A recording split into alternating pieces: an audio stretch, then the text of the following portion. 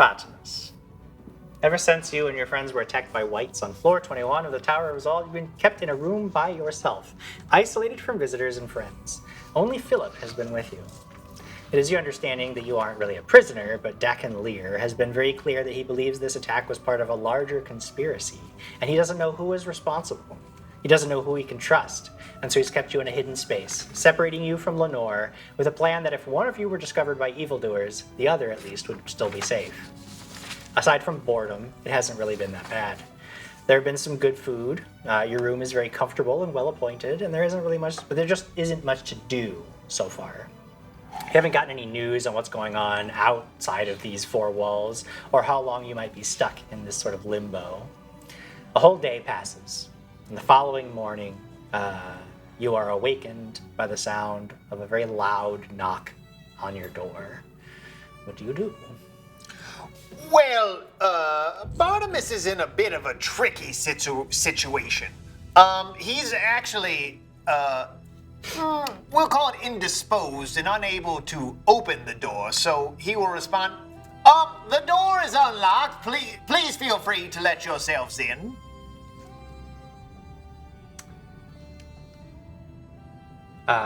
Sorry, Thorn. Yeah. So it's no Bartimus Sumatra, but yeah, it's okay. Thorn and Ava, you two are standing with Dakin Lear, one of the city managers, outside of Bartimus' door, and you hear him call through that you should open the door. Now, what I will say was I spoke as Bartimus very clearly, but you would actually hear it a little muffled. Almost like you guys know how like nowadays we have to listen to people wearing masks. Mm-hmm. It almost sound like that. Oh God. Okay. You see, when you hear this, Dakin Lear's like, "Why is the door unlocked? I told him specifically to keep it locked. This is whatever." And he just opens the door. Now, when he touches the door handle, he just. Okay. Hey, Jim. Home Alone? Hey, Jim. What? I'm going to take it from here, okay? I got it. Do you guys Yeah. I didn't make a backup character. I should have. So when he touches the door, he goes to touch the door handle, and the door handle just falls apart. Yeah. Because all of the inner workings and the mechanisms that are inside the door handle have been taken by Bartimus. And so when the door is pushed open by Dakin and you guys look inside, what you see is a sight of Bartimus sort of like over back of a chair, so like leaning over, almost like he was like getting a tattoo, right? Because his shirt is up. Okay? Okay. You notice in front a little ways there's a mirror that he's looking in that's sort of resting on a nightstand. And then behind him there's Philip floating. And Philip is floating just above him over his back with his shirt kind of pulled up, and Philip has a knife in his hand. And Bartimus has this this contraption of what you would recognize as like bowl, like a bowl, but it's been covered by sort of this piece of leather and maybe tied on. And he's got the magnifying glass is also sort of tied on to Bartimus's face, like pressed up against his eyeball. So it's like, so he's got that spyglass just up on him, and he's got this like pipe mechanism coming from the bowl into his mouth, and there's like a little bit of smoke coming off the bowl that's there, and these gears and cogs that you see from the door and from other spots are all there, and he goes, "Well, what does this look like to all of you?" So I have a question. Just one? Just the one question? That's impressive. Would Dakin Lear have told me that this new character in town has a companion?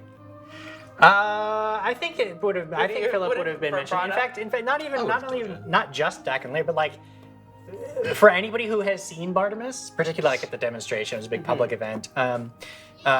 Philip is quite the talk of the town. Like people are very interested in this weird floating teddy bear. People see weird things all the time. So Philip, but even with that in mind, Philip sort of stands out as something people like. I don't know, that weird guy, that newcomer into town. He's got a floating teddy bear. It's kind of weird. Okay. You definitely. But before we go any further with that, because I know, I want you to, but just because we don't know who Hava is, why don't we talk a little bit about who we see who's looking into this room, who's watching all of this happen? Yeah. So I come in with the rest of the gang, and you see a very smaller in stature character, a halfling in a sense. Yes, a halfling, with a big scarf kind of covering her chin and part of her face because of all the dust that's going around and whatnot. Fairly well put together for the situation in the world that the city is in and all that stuff. Has a button-up, bit kind of like put together, but also has like leather strap for like utility purposes, has like a satchel with books you can assume inside, but it seems like maybe in a researcher field type manner, ready to go out, get whatever they need to be done. How old is she? Or she look? Yeah. She looks maybe like middle-aged, probably like 40s or so. Middle-aged for a halfling. Middle-aged for a halfling. Yes. Got it. There you And go. she's in what colors? You have like very neutral tones, so your tans, your earth tones, so your greens and browns. Cool. Yes. And her name is Hava, as everyone knows. So that's what you see. Nice. Now, what is Hava doing? Because you had mentioned you were. Oh, yeah. You come into this room. What that happens? So you say that.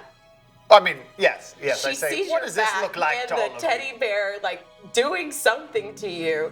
I don't know if this teddy bear has turned on you like the incident that we've heard about in the public demonstration. So Hava's going to get Mage Hand out and backslap the floating teddy bear to get it away from you. Okay. Okay. Try to push. Just like Make an Arcana check. okay. Let's do this. Hopefully it's not a bad roll. Oh, I hope it is a bad roll. No. Just to be clear.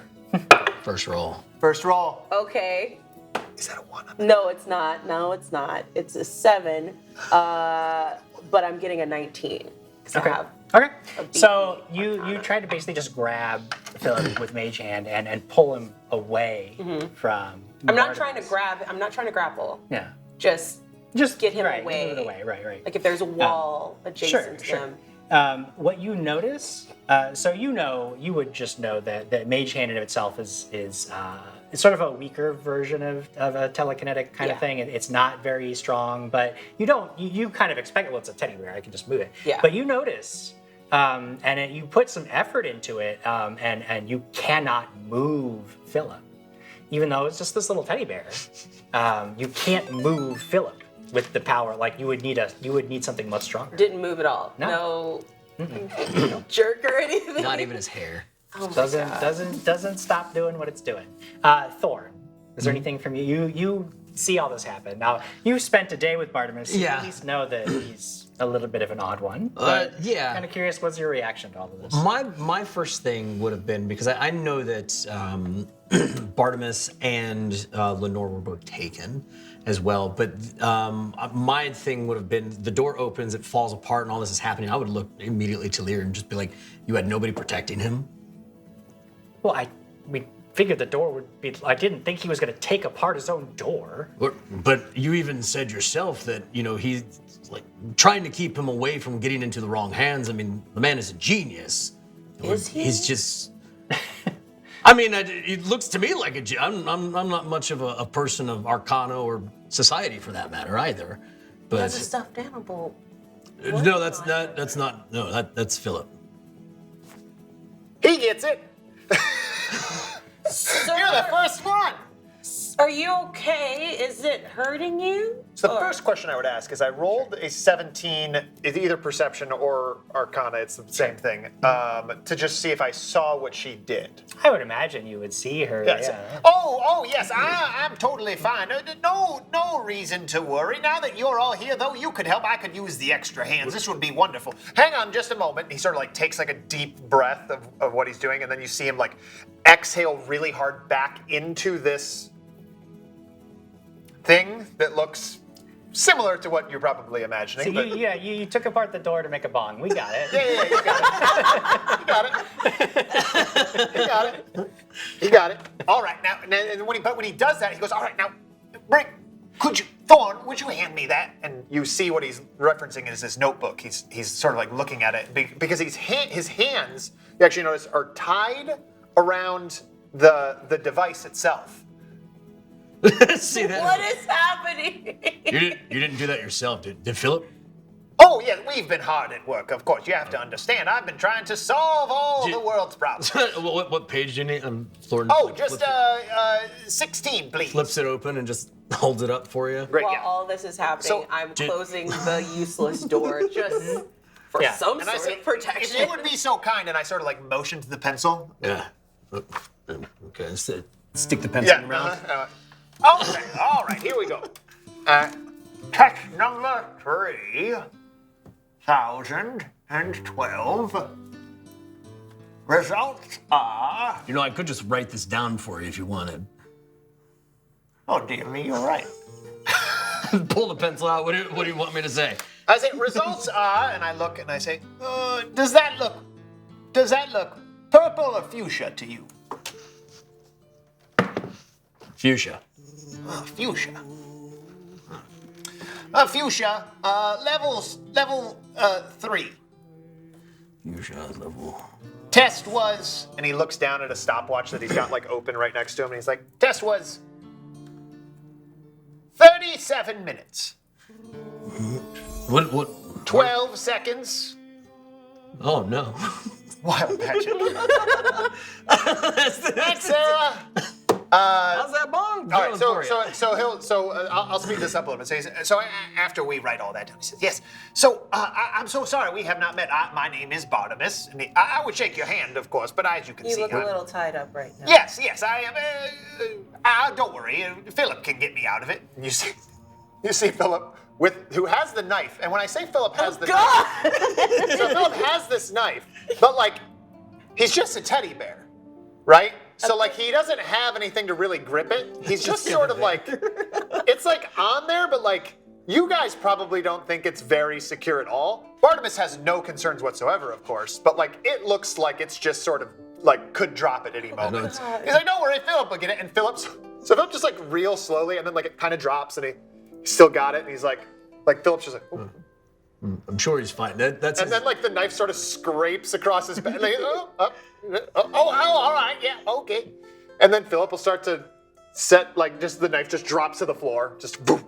I lean Right over to Dakin. Are you sure this is the guy?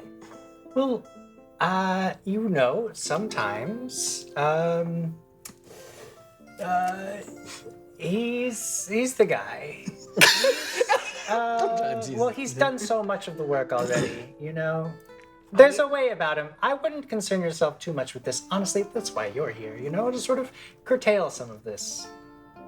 Well, I don't know how much we need to curtail. You see, what I have here is a very thorough list of tests and exposures to the mithracite in the air. You see, I've been very concerned about what is happening here in this city. I, of course, had some knowledge before I came into the town. I was understanding of a certain level of mithracite in the air. But these findings are quite startling. Of course, I was surprised that the Marcus device did not work more effectively in the situation. So what you see I've done here is I've created a small Marcus adjacent device that I have been using here on myself to test and see how much mithracite is in my system and what is happening, because I don't know if you noticed this, and Hava, you absolutely noticed this. His eyes are like 4 times too big. They're like cartoon eyes, and his ears are super huge. and like floppy and going around. Cinematic mode. So it's like, and my ears and eyes did not always look this dashing and incredible.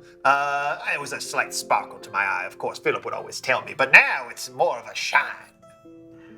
Yeah. Are you so?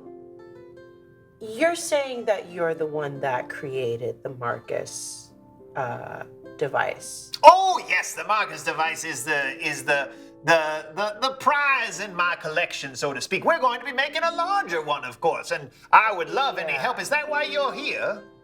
Yes. I will be assisting you and you as well to find all the materials and a location to build this device if it actually works. Oh, it absolutely works. In fact, even on this small scale here, you can see, and he sort of like nudges it with his nose. By the way, Philip has made zero progress on actually getting him untied whatsoever. Philip's just sort of like running into his hands, just like like that. I would walk over and be like, Philip, can I have it?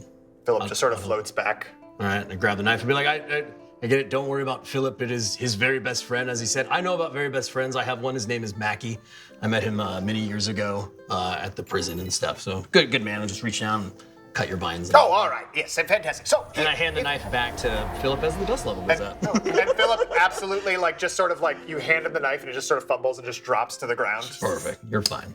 So as you're all standing there doing all of this, your sample that you've collected from yourself begins to sort of bubble and start rapidly changing colors. Oh dear me, I've seen this before. Everyone keep eyes on it. You all start to feel a very familiar sensation as you feel like this sort of hum in your bones.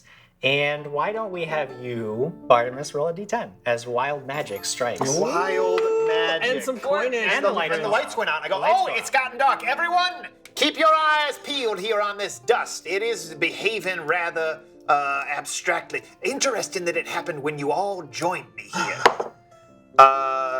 8, Jim. 8. Okay. Well, we were talking about hero points and how to use them. The tides of fortune go wild. For the rest of this episode, you all may use hero points to reroll any dice rolls, including damage, or it doesn't have to be d20 rolls. Any dice that you roll, you can reroll with a hero point. You can also use hero points to reroll any roll as many times as you want. You're no longer limited to just one reroll, and you can use hero points to force other people to reroll their dice. Ooh, like you? So you can force me to reroll if you have hero points. Now, currently, nobody has any hero points, but if you get hero points, they're going to become much more powerful. I have hero. What's the downside, Jim? Yeah. There's no downside. Does this apply it's to all you? good. What? No, I don't get hero points, so I can't. Mine thing you were. Well, Adam, you just might not know how to work it. Thorn does not do arcane And as tricks. the ambient dust levels have gone up to a point where we have dust level 1 active, what that means is going to be very important for you, as all spell DCs are increased by 1. So any spell that you cast, if you have me make a saving throw, you increase the DC by 1. Making it harder. Cool. I see. So, very interesting. Now, does the dust go inert at this point? Yeah, it just sort of settles after a while. Like there's this initial reaction, then it just everything just sort of settles. Dear me, did you all feel that incredible energy in the air? Ava pulls her scarf up a little bit. She's used to that type of stuff happening, at least outside. She doesn't bring dust into the house. So she's, I'm very aware.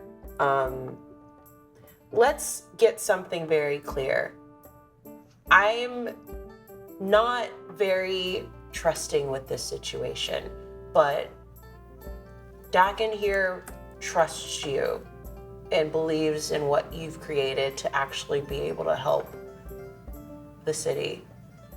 I was at the presentation, and for you to come in here hired by your group and say that you can support us, and it's been how long? 3 years? Now you've shown up with your haphazard research. You haven't been in it. You don't understand what's really going on in here. But I'll help because he says you can do something about it. Well, now, I'm sorry, was it Miss Worgens, Hava, Worgens. Hava Worgens? It's such a pleasure to meet you. My name is Bartimus. I'm aware. And this here is Philip. He is my very best friend. And you see as Bartimus is doing this, he's pulling his shirt back down. And when you look, if you see Bartimus, he actually has deep cuts all over his back and his arms, all having bled. They don't really seem like, they're not actively bleeding, but there's just sort of dried blood there. And then he says, now, I will absolutely address your concerns in turn, but what I'd like you to see is here. And I open up the bong. I step back. I'm closer to the door now. And so when you look, everything is blowing the smoke on. You actually see in the bowl are little spots of blood. Or you assume they're blood. I mean, I'm telling you they are, Right. so you'll know. But they're each sort of different colors, and that was the fuchsia that you saw. It was actually being magnified by a little tiny lens in there that was centered on the center area of the device. And he says, I have been testing my blood for the last 24 hours, trying to decipher exactly what's happening here and why these occurrences are happening. Now, Miss Hava Worgen, I wanted to address for you one minor inconsistency in your tale, and one other small little detail you should know. One inconsistency is, of course, your definition of haphazard work. I have been hard at work trying to solve this problem ever since it came to my attention over 3 years ago. Now, the other thing that I think might be of interest to you is that I am not an employee of Heroic Endeavors. I was simply approaching them with my solution that I came up with in an effort to have them fund this trip here so that I could attempt to solve the problem. But that wonderful organization did provide the funding that allowed me to be here, otherwise I would not have been allowed in. But I am not an employee of Heroic Endeavors. Now, those two facts aside, I love that you're on board and appreciate your openness and willingness to communicate. It's so important in a friendship and in a team to have that. Philip and I, we go on and on talking to each other. But again, we digress from the real issues. Here is the blood. And Jim. Mr. Bartimus. Actually, Yeah. so Dacton, as you turn back to the blood, actually, let's leave the blood for another time. Oh, but the blood is very Yeah, important. the blood is very important, but also remember what we had talked about, our project. Oh, this is our project. in We fact. haven't, but no, the bigger project, the big machine that you were going to build. You Well, agreed. yes, I built a small device here. You can We're going to build a bigger one, and that I just to address your concerns, you know, Finley. Ms. Hava, as you had mentioned, I trust Bartimus and what his vision, but Bartimus, I trust Hava here to keep things on track as you, not because I don't think that your work is invaluable, but because she has been here for the last 3 years. She's had direct experience. She was one of our top academic minds before things in VANTAM got a little bit hot, and afterwards she has continued her work admirably and has bent her mind, her incredible mind and her studies towards attempting to solve these issues just as you have. And I think that the two of you working together can really create something fantastic. You know, but Yes. in order to do that, we do have to remain focused on the task at hand. Understood. All right. Which and so he hands you means- the bowl of blood. Yes, He goes, okay, now thank you. there's also this one here, and when he picks up But that what bowl, I you notice that really there's were- another bowl underneath, and that bowl has liquid spots. He says, now this one is saliva, of course. And he hands that, Stop. and then the third bowl that's underneath there, he goes, now this one is the urine sample. You hold on to that one. Now, what I need you all to understand here. Well, what I wanted to talk about Oh, yes. was your work with the Iron Collective. Oh, it's going swimmingly. It is going swimmingly. You have them on board as the workers who wanted to sort of build this machine. Now, I know that there were some Within reason. issues, of course. They have the things that they want out of this deal, and I want to assure you that you can leave that up to me. I will handle negotiations with the Iron Collective. You just focus on finding us a suitable place where we can do this work. And if I'm not mistaken, Thorn, you had mentioned that Finley gave you something of a lead on where we might find such a facility? Yes, I believe you had mentioned that being able to do it here. You had mentioned, or what he is referring to, as you recall, and actually Bartimus, you might actually recall at this point, was you'd been given a name of somebody who Cerberus. a That's right. scavenger gang. Yes. Yes, and it was Cerberus was the name that you were given. He says, now, in the interest of keeping one foot in front of the other and moving this project along, I think that talking to this Cerberus would be our next step here. You know, Absolutely. This is fantastic work, but I think it distracts from our main purpose. I don't know that you have the correct vision for this project, but having said that, Dakon, you are the leader of it, so I bow to your wisdom. Bow to him, Philip. All right, there we go. Well, I appreciate that, and that's the kind of teamwork that's gonna bring this to fruition and make it successful. You know. All right, I'm ready for teamwork. Let's go meet Cerberus. In the meantime, you hold on to that urine sample, and I need you to hold on to that blood one. Well, there's also a fourth sample, but you all don't seem very interested in that. No. So we'll save that one for later. Philip, tuck that one away for safety. You have a lid? Oh, well, actually, and he sort of like pulls back, and what you see is like each bowl was sort of lined with almost like a filament or a parchment. So he pulls it off, and he's like, "Here you go." I use Mage Hand to get it out of Dakin's hand, and I just leave it on the table. I'm not touching anything. I'm just absolutely Oh, not. you're touching it. No, Mage Hand touches it. That's you. The Mage Hand does this. Lights are back. Lights. And then just at that time, the lights come on. Do we know where exactly Cerberus would be, or would I know where to find? So I believe many society checks were made by other people, but Yeah. you can make one now as you're coming into this. Yeah, we were highly successful. Highly successful. We That sounds Lauren's like lived here forever. sarcasm. He's so great with society. Open. Ooh, that's a 19. That's a society check. So right there. 29. Yeah, that's a society check. Yeah, Where was she? right? So the name Cerberus rings quite a few bells for you. One is that he is a goblin who operates a fairly large shop on the market level of the tower, and he is head of they call themselves a family, but no one is 100% certain whether they're actually all related, but a group of scavengers that go out into the city. They go into the parts of the city, most of the time, they spend most of their time in parts of the city that are extremely dangerous and where most people don't go, and they collect all the things that are there that are good to bring back, and they're a sort of vital part of the entire tower, the whole community's ecosystem, really. Because, anytime something breaks, you need replacement parts for a very important thing in the tower, or, even just basic sundries that people need. They go out and they get them, they collect them. Without any sort of import-export system working in the city, they're a linchpin in how things run. So definitely somebody who, if you were looking for a place outside of Resolve that could house a machine like what the Marcus device, the people who go out into the city would know. Yeah. Follow-up question: would I have known a little understanding the severity of keeping Bartimus safe right now? I feel like I would have brought a cloak or something of some sort since we're leaving the room. So I'll go ahead and hand that off to you. Oh, that's fantastic. Philip will love it. And I sort of wrap Philip up in it. Sir, this is for you. We don't know who is after you or who tried to attempt to. Disguise, very smart. Yeah. I take it off Philip and I wear it as around my waist because it's like a halfling cloak, so it's not big enough for me. So. No, I feel like I would have brought a regular set.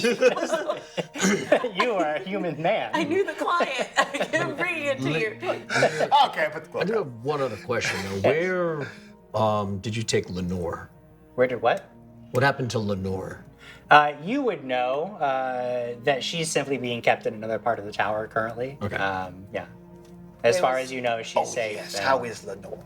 She's doing quite well. It was best to keep the both of you separate during this time. We don't know who's causing these things or who might be possibly after you, so it's smarter to keep you guys separate. And we are quite concerned that it was you they were targeting. You and Lenore. There was someone else. The day after you arrived, we had another scheduled arrival from someone outside of the city. And Actual they never made it into the city. They were bringing in vital supplies from up north, and we lost track of they had the caravan. Several members of the community here are also missing, and we are very concerned that someone may be taking extreme action against. They were who we were actually waiting for. Very interesting. Who is the rest of the group that is missing? We were waiting on one Mr. Ostrich Thrupplehill from Oh, he sounds fantastic. A real bit bomb of an individual. a real bit bomb of an individual. All right, well, that's 2 hero points in the pool. 2 hero points. We had sent several members of the community to escort Mr. Thrupplehill in, including some old friends of yours. There was Zymira and Hogan, I believe, mentioned that they knew Hogan you. is with them? Yes. They'll be totally fine. Oh, well, excellent. Well, They'll be great. We certainly hope so. We have have nothing to people worry out in the about. city looking for them now. We haven't been able to track down any leads on where they are. But we are very concerned that whether they're safe or not, they certainly encountered trouble on the way. Trouble. Well, it's good that so far everyone here has been so kind to us, of course. Except for the people who tried to kill you. Right. Oh, those weren't people, sir. They were whites. Accurate. It's best that we should. Okay. Jim, did you bring any backup characters? It's best that we better get going so we can meet with Cerberus. I am ready. Let's do it. You have And it? He You have puts up his cloak. You have everything? Oh, yes, I've got everything. And he sort of you see him actually kick the chair that he was on. And there were a few materials there that sort of just roll into his bag and then just sort of keeps rolling up into this contraption that then becomes a backpack. And you just see all the devices have just somehow ended up in this bag. And he just sort of picks it up, puts it on, and says, "Let's go." And Philip starts floating along. I next stop him. The teddy bears are gonna have to go somewhere. Everyone knows. Oh, yes, Philip's coming with us. We need to hide the teddy bear. Ha! Well, Philip is very conspicuous, and we're worried that people might mean you harm. Philip, do you know what this means? Yes, I know it is your very favorite game. Talking to the teddy bear? It is indeed time for... You said it. All right, we're ready. And you guys all sort of as you look at me, and then you look back, he's just not there. Okay, great. Just a magnifying glass just shaking on the table. Yeah. It's actually the knife that's just sort of shaking there. Oh. Perfect. Look, I know that he's unorthodox, but this is going to work. This is your backup This is plan. going to work. This is the primary plan. This is not a backup. We're moving forward. Ava, this is one of the best opportunities we've had in 3 years. We've lived in this city If this forever. goes, I know. If this goes wrong, With you on the team, it's not going to go wrong. let's hope so. I know so. Now again, I have some negotiations to attend to. I leave it in your capable hands. Find us a facility, and we'll practically be in business. Before you go too, please make sure that somebody is outside of Lenore's door. She has all the power in the world, most definitely. I will check on her And- immediately. And any word that you get from Zamira and Hogan, please let me know. next time I Finding see them you. is one of our top priorities right now. Good. For Hava's benefit, I'm going to go ahead and just roll a deception check. Jim. Okay. Oh no! Well, that's an 8 on the die, plus my -1 makes that a 7. Probably whatever deception you're attempting to do is probably not working. Probably Yes. wrong it. I don't know what you're attempting to lie about right now. Well, you see, there's a few things that are happening here. One is you see Barnabas sort of definitely trying to add some kind of gait to his walk, and it is absolutely not working at all. Definitely not. And the cloak sort of keeps falling because he put it just over his hat. And then like you see him like stop at the door and he's like, oh no, this will never work. So he takes off the hood, then he puts the hood back on, and then he puts the hat over top of the hood. Okay. And then he goes, oh shh, okay. And Philip, and then you guys see just sort of like Philip just sort of like pops up, and then he's like, oh no, shh. Philip was just in his bag around his waist. He's like, shh, okay. All right, here we go.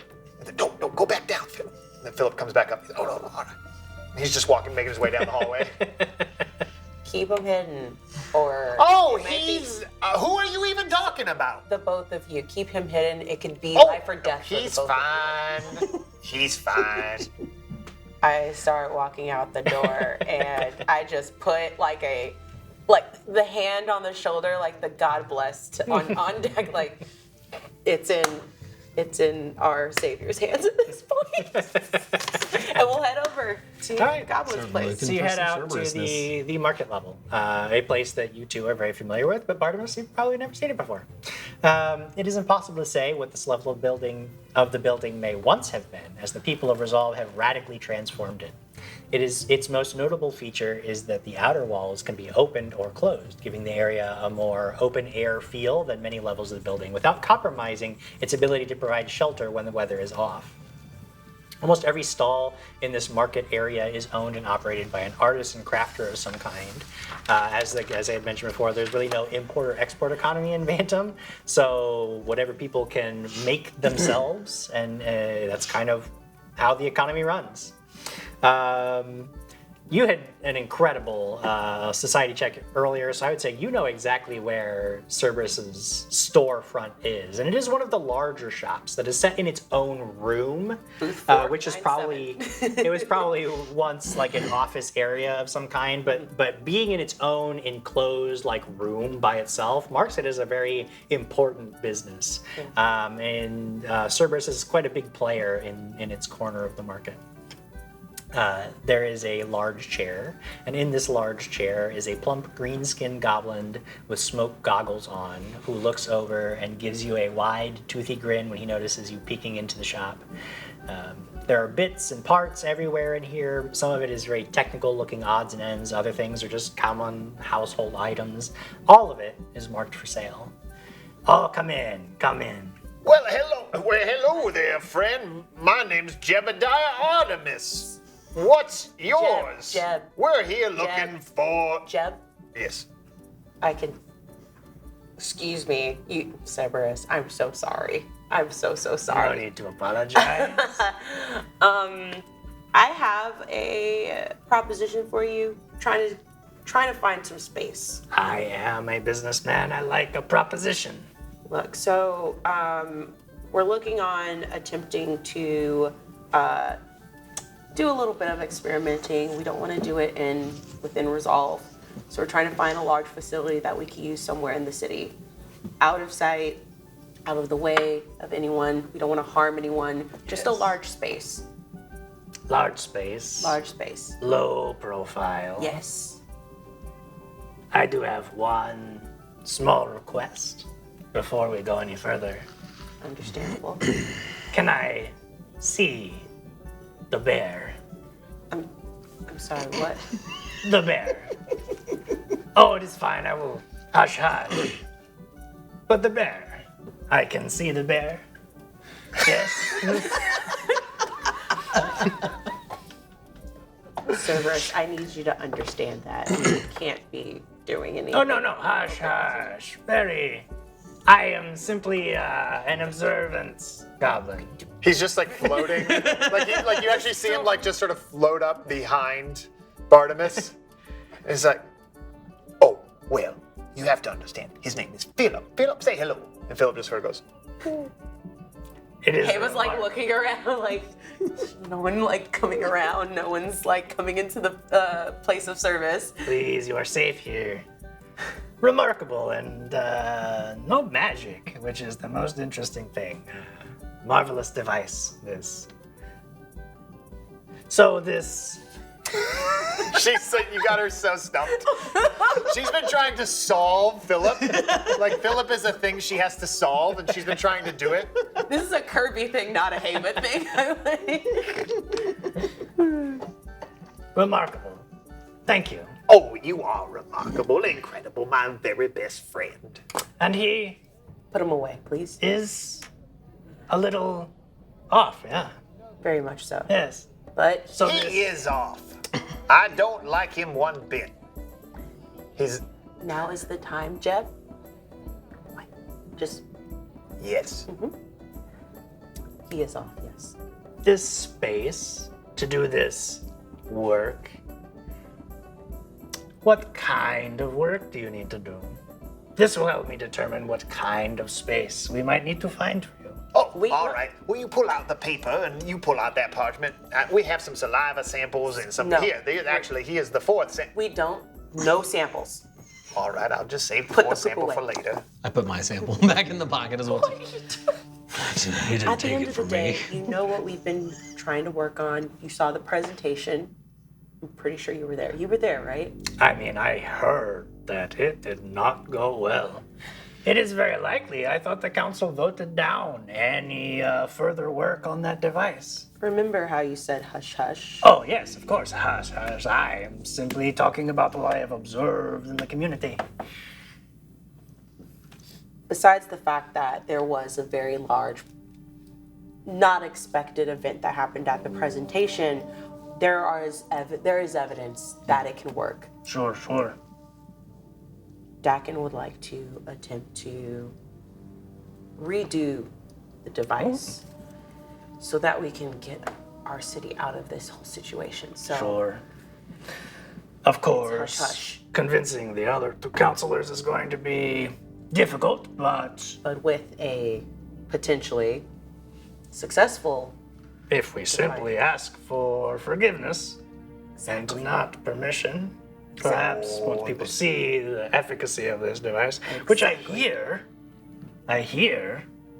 some kind of deal with the Iron Collective has been reached where they will be in charge of the whole operation. okay, you hear a lot of things. You hear a lot of It is things. my business. It is my business to hear things. Yes. I like to hear things. So, I guess I am wondering, very dangerous to go against the will of the council, which has already voted this whole project down.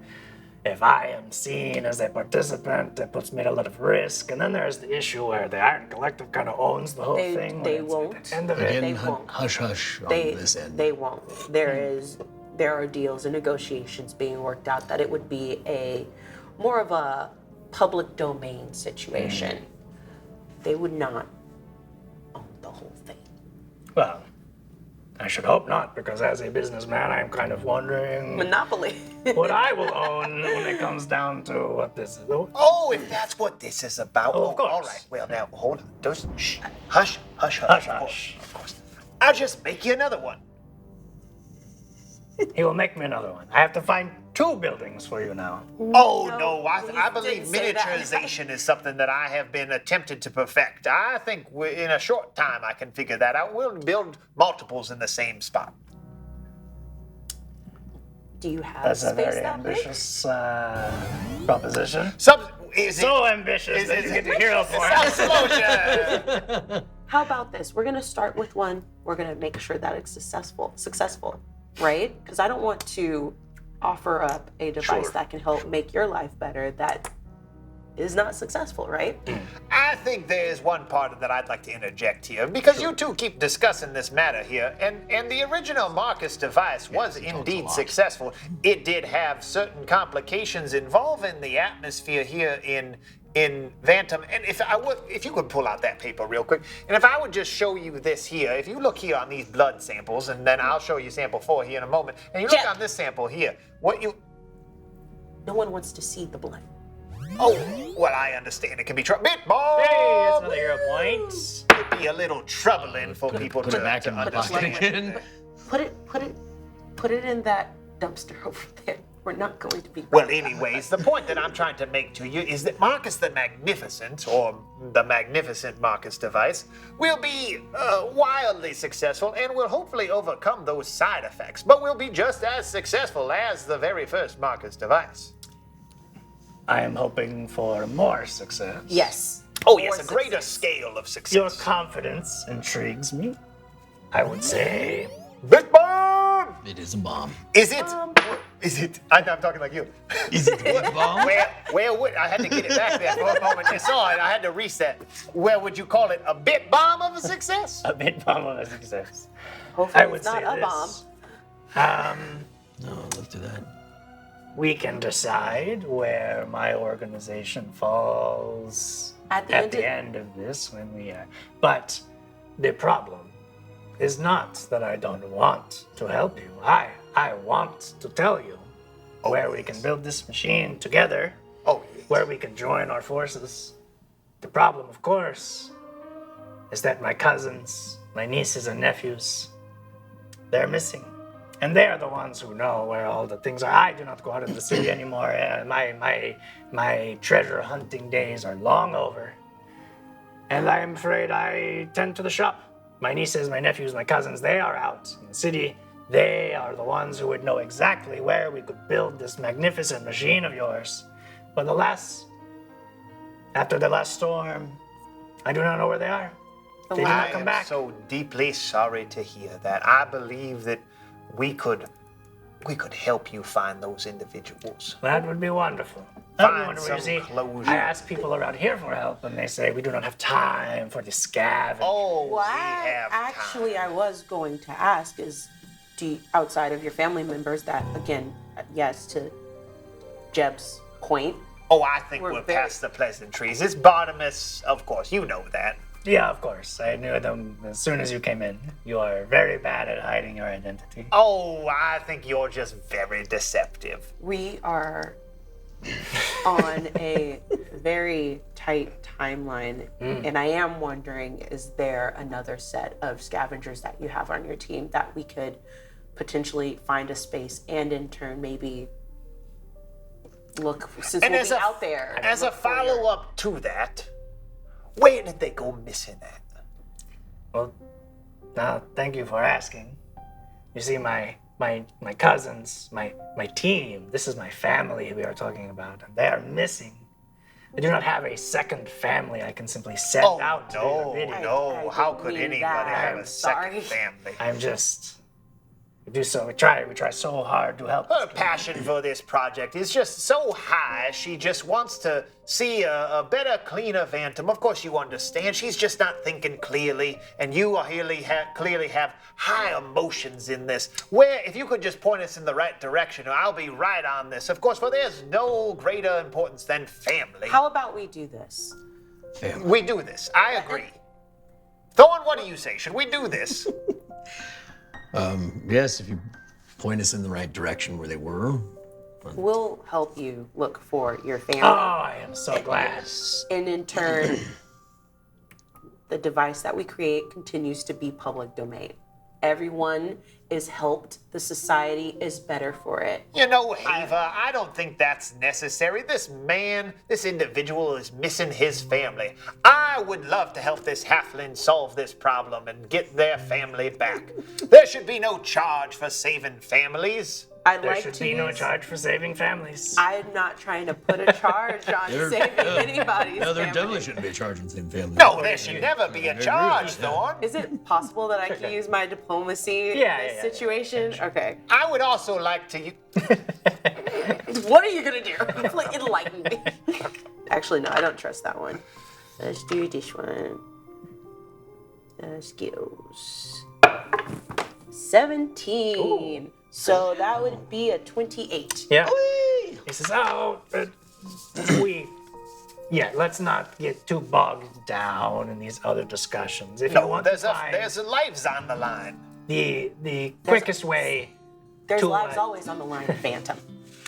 I'm sorry, he was talking. the quickest way to what all of us want, is in the bellows. My cousins, my nieces, my nephews. Oh no! They are in. Oh no. A We're mutation. inside. We're inside. Everyone, I'm not no. feeling quite right. There's something. Oh, dear me, takes off his hat. Oh, God. Good golly, I'm very itchy and I feel a. I am going to need you to Strange. roll a d10. And we'll get to that in just a second, as you have been mutated again. I have a second mutation. The quickest way to what all of us want is in the bellows. Okay.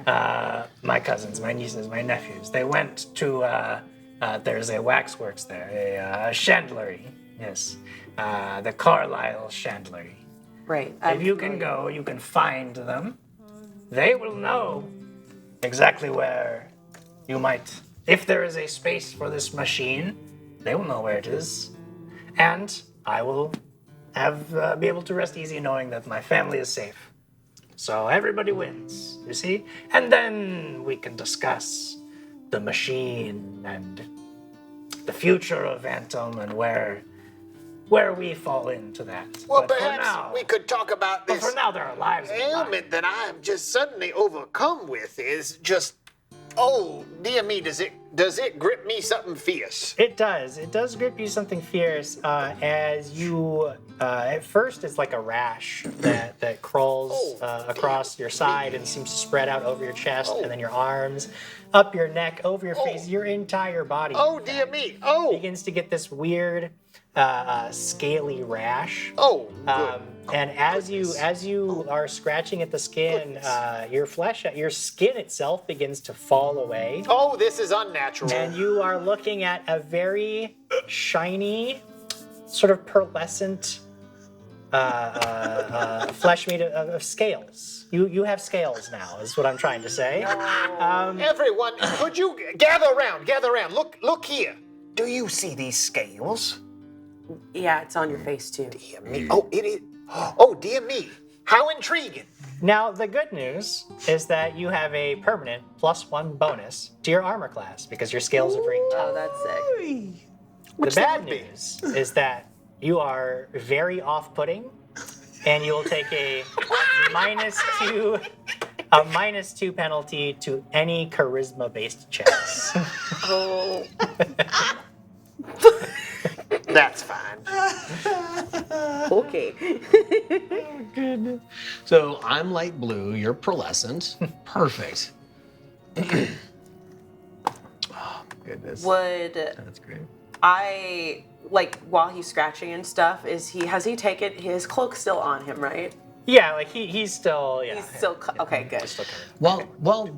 While they, like the three of them, have really been talking, can I make a perception check, see if like there's anything in this room that can maybe pinpoint where they might have gotten stuff from? So it's like, oh, hey, I recognize something like that. That came from.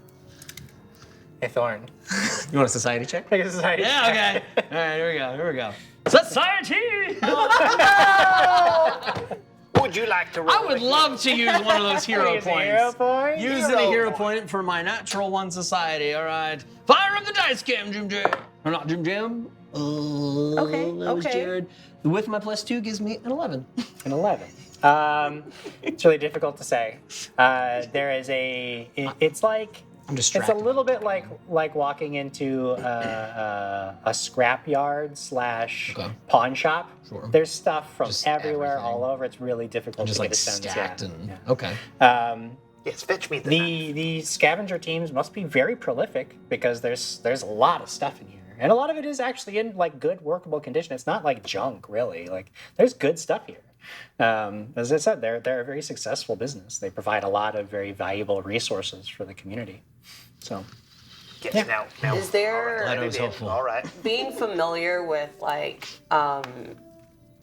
what Cerberus does and understand Cerberus does and what Barnabas is going to need for the machine after like taking a look at what happened. Is there anything in here that might be useful to us? you want to make a craft check Okay. Oh wait, can I use that with this? for what are you trying to use? Quick identification. So that's usually, I think, for like magical items and stuff. Okay, right? got it. Yeah. Okay. So this is you said craft check? Craft, yeah. Also a natural one. Hero point? Oh yeah, sure, why not? I'll use my And then your boy. point, you gotta roll it in here. own. Okay. Now, am I the only one that remembers Jim saying this would be a tougher game here? We're No, using that's the fine. rerolls These on a are crit? very important checks. These are We may need a really important piece. Okay, all right. Why not? Yeah, why not? Not as great, but it's better than a 1. So But was it? it was a 5, so 15. 15. I mean, there certainly is a lot of machine parts, and maybe some of it would be useful, but either way, you're not. You would guess that at this point you're not going to go and find this building and then immediately start building. Really, Right. this is like you're doing the setup work to make this project possible. Right. So, Look, who knows? All the stuff that you're able to find here, we may be able to name the device after you. The Marcus. now these are possibilities we can begin to discuss. I will. Marcus Cerberus. I Good will ring to it, yeah. let Mr. Lear know that he can count on my support and the support of my team. But As long as it's on. as Hush, Mr. Sumitrab here mentioned, time is of the essence. People's lives are on the Yes. line. Yes. Yeah, I was going to point out that you keep looking over here, but Bartimus is trying to make his way out the door. Oh my God. Like around everyone. But Philip is also holding the knife again over Bartimus's arm, and Bartimus is like encouraging it. Yeah.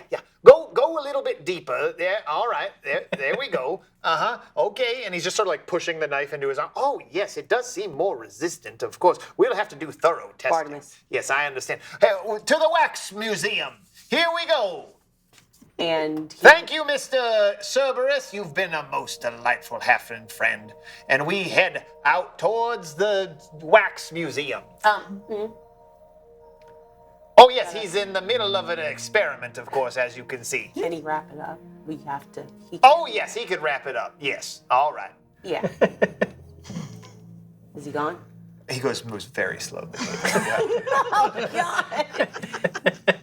He is, Lives are at stake. he is but a teddy bear. Oh, no, we're walking. He's just taking some time to wrap it up. Okay, sure, whatever. I'll go. Ava walks out. She's given up. I've given You know what? up. Okay, hang on. Here you go. And I sort of like hold open my pouch, and I just hold my arm down here as Philip's still pulling the knife out, but sitting in my pouch. Jeez. Perfect. So with a destination in mind, you leave Cerberus' shop, and you know that you have to head outside of Resolve, as the Bellows is a district in the city of VANTAM. It's an old industrial district. Currently, there are no larger communities that either of you are aware of that operate out of there. However, there are plenty of people who pass through hoping to find things like raw materials or goods that they can take. It makes perfect sense that a scavenging team would go there and attempt to see what they can find. Yes? Well, we're walking. I thought maybe we could do a little bit of a walk and talk. You just let me know when you're ready for that. For I just don't want to get there and then have to talk there because they seem so impatient. So I just figured we could kill two birds with one stone. Sure. So this forces you outside of the Tower of Resolve, and you begin making your way through some of the Hey, you're the GM. If there's no walk and talk, I understand. there can definitely be Ava a walk pulls and on talk. her goggles. Yeah. She takes off her bifocals, puts on her goggles, puts her scarf over her head, like full coverage, and starts heading out. Sure. The gloves Why and all don't that stuff. both of you make either society or survival check? Survival check, Jim. Sure, go for it. Ooh. Oh, man. I still love me. That's 25 for me. 25. Okay. Yeah, I'm cool. I got a 13. It's just over here just rolling bricks. Is it possible that I could do, I have intuitive cooperation. Could I use that to aid him?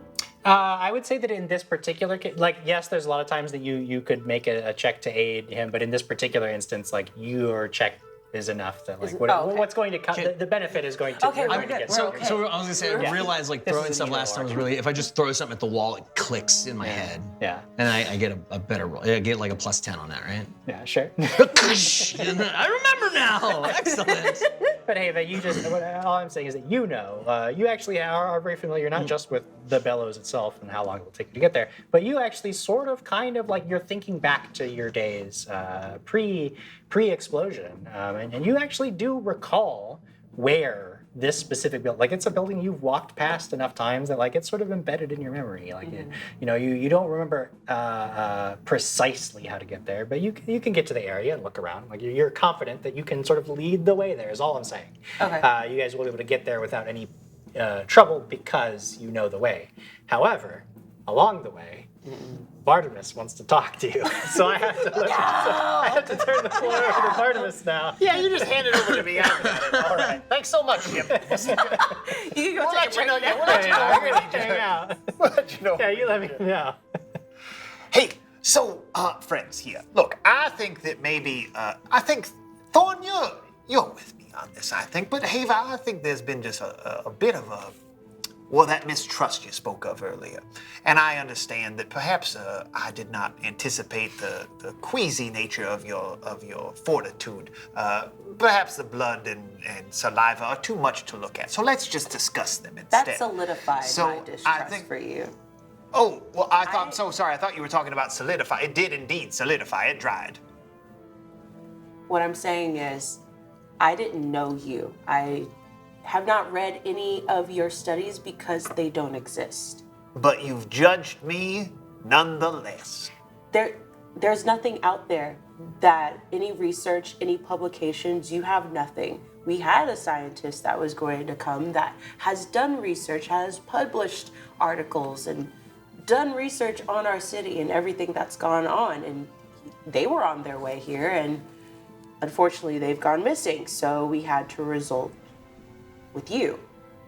And this, frankly, second-rate device that you've put together doesn't seem very possible. I don't think it'll work.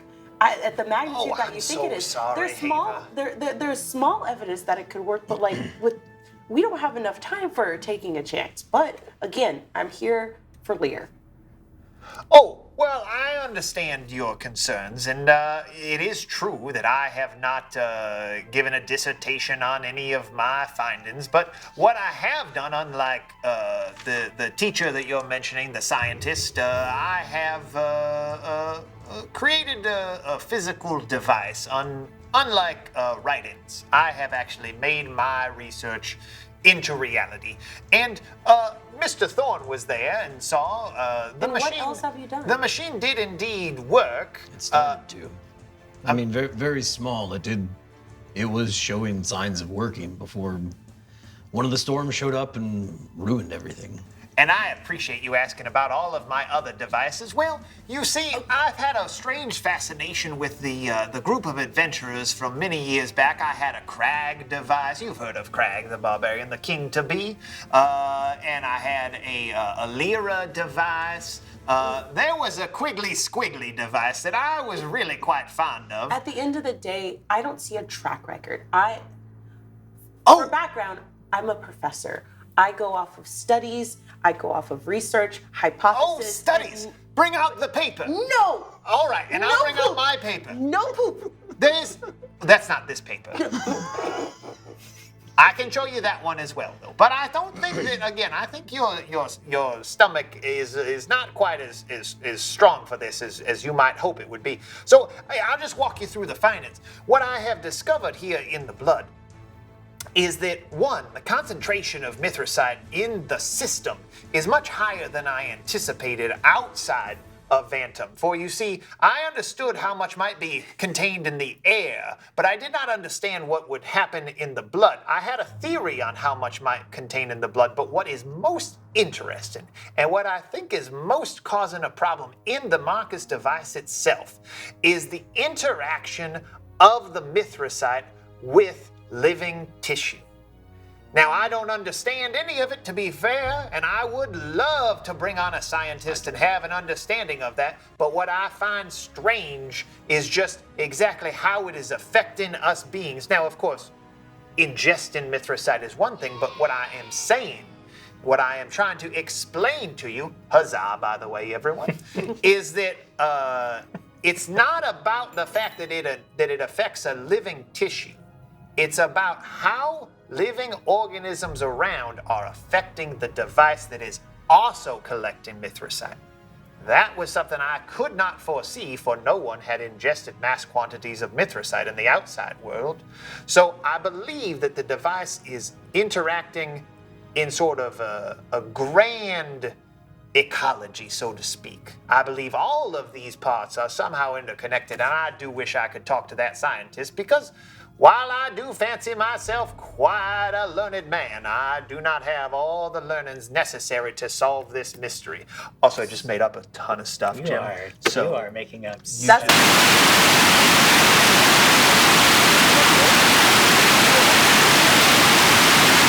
experience living and like reading the articles that the other scientists had. Is he just lying? Just make me an Arcana check. Okay. I'm definitely not lying. I might be 100% wrong. BSing. No, I'm not lying. No. As far as Barnabas is concerned, he's telling you the truth. Okay. Is what I'm at least letting you know from my side of things. So that's going to be a 23. 23. Okay. So as Bartimus is laying out his theories as to what may have happened in different I'm like the interactions, meme with the numbers. I'm Yeah. listening to all this. Here's what I can tell you. As you're listening to him talk, you do get the sense that he's a weirdo, but he's not an idiot. What he's saying at least sounds plausible enough that you would be like, okay, we could make that the basis for a study. It is like something that like you could see genuinely like, oh, okay, that's an interesting point of view. Like we could actually take this further and start doing some experimentation, see if is that the case? Is there an avenue here? Like he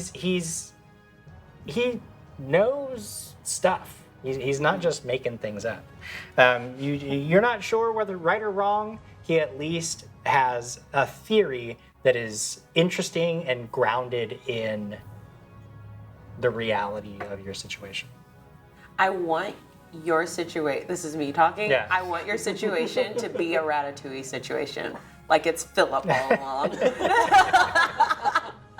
along. Okay, so are you saying that we need to be creating this device focused on the people and taking? Well, I think what I was trying to point out to you is that while there were failings in the Marcus device, and it did work yes, we're of course imaginary walking this whole time, it's more about the fact that when we redesign the Marcus to a more magnificent scale, I need to focus on that, and it would be interesting if we could acquire any other samples in living tissue, for I have only tested myself, you see, and I am an outsider to this environment, which I don't know impacts things, but it's interesting because you have brought up the fact now multiple times that while I am new to town, there is also another group of individuals that at least attempted to enter the town. So it might be the living tissue that's coming in from outside, or it might just be any living tissue. It's very difficult for me to know, but more studies will have to be done. So we will need more tissue. So I will, of course, be needing blood, urine, and other samples from you, you understand. And it is at that time, with that announcement, that you arrive at the outskirts of a very large factory set in an overgrown lot. It is unremarkable from many of the surrounding buildings, but you recognize it at least as indeed a chandlery. It is a giant waxworks. You know that not only did they simply make candles, but there were a lot of experiments with magic. Enchanted wax was a thing that they were producing and experimenting with, and they were getting a lot of patents for different applications for magically enhanced wax. All kinds of interesting things they could have done with it. Alas, most of it never came to fruition because things fell apart. But what is most interesting is that unlike any of the other buildings around, you all can see that there are lights on inside the building. It would appear that someone is home. Leads you to believe that you're at least on the right trail. Perhaps whoever turned on the lights are the very people you are here to find. What do you do? Not a society check. No, don't do any more society. You stop doing society checks, Thor. No more on society. Before we go in, just want to perceive the area, see if doors, open windows, Sure. broken. Make a perception check. I can do that. That should be better. Yeah, that's better. That's gonna be a 26, Jim. 26. Nice. Yeah, not only do you determine that at least right here, right now where you are, there's nothing that strikes you as particularly dangerous. Okay. But what you do see is that there's this fence around the whole lot where the factory is, and there is off the road, a little ways in this overgrown patch. There is a patch of overgrown area that has actually been cut down recently. Like you can tell, like people like cut away the weeds here and actually cut a big slit in the fence, so that and it looks like it's been like pulled aside. So a space that Hava very likely would fit through quite easily. You can get in there, just like crawl through it, but that's a way to get through the fence pretty easily. Way to get in. Would I know that I could use detect magic without it, like if I were to use a metal detector? Yeah. Am I using it in a metal room because of like the magic that's in the air, the storm capabilities and stuff? Like in that situation, would I be able to use it, or is it gonna come out wonky? You know what I mean? No, so detect magic is something that obviously there's so much magic in VANTAM just sort of like saturating the city, Right. and that is a concern a lot of times for like newcomers into the city, first timers. It was certainly the first couple of months after everything happened. It was very difficult to focus on that. However, practitioners of the arcane arts who spend enough time in the city are pretty well adjusted to the ambient levels of magic, and you've been able to filter out all that sort of background noise, and so now it works perfectly normally for you. Okay, cool. In that case, I would like to use detect magic. Sure. You do not detect any sources Like on the- of unusual magic. So, like, if I was scanning the front of the building. Yeah, there's nothing that pings as out of Okay. the ordinary here magically. I'm not noticing anything from this side. Well, on that, I'll walk over to where the grass is cut and where the fence is cut as well too. Yeah. And you said it's more just a big enough hole for it's like a chain link fence. Yeah. I look down and I'm just like, yeah, I'm not gonna fit. I'm gonna grab it. I'm gonna thorn it open Rip more. it. Yeah. Go ahead and make an athletics check. Yeah, see, I can do that.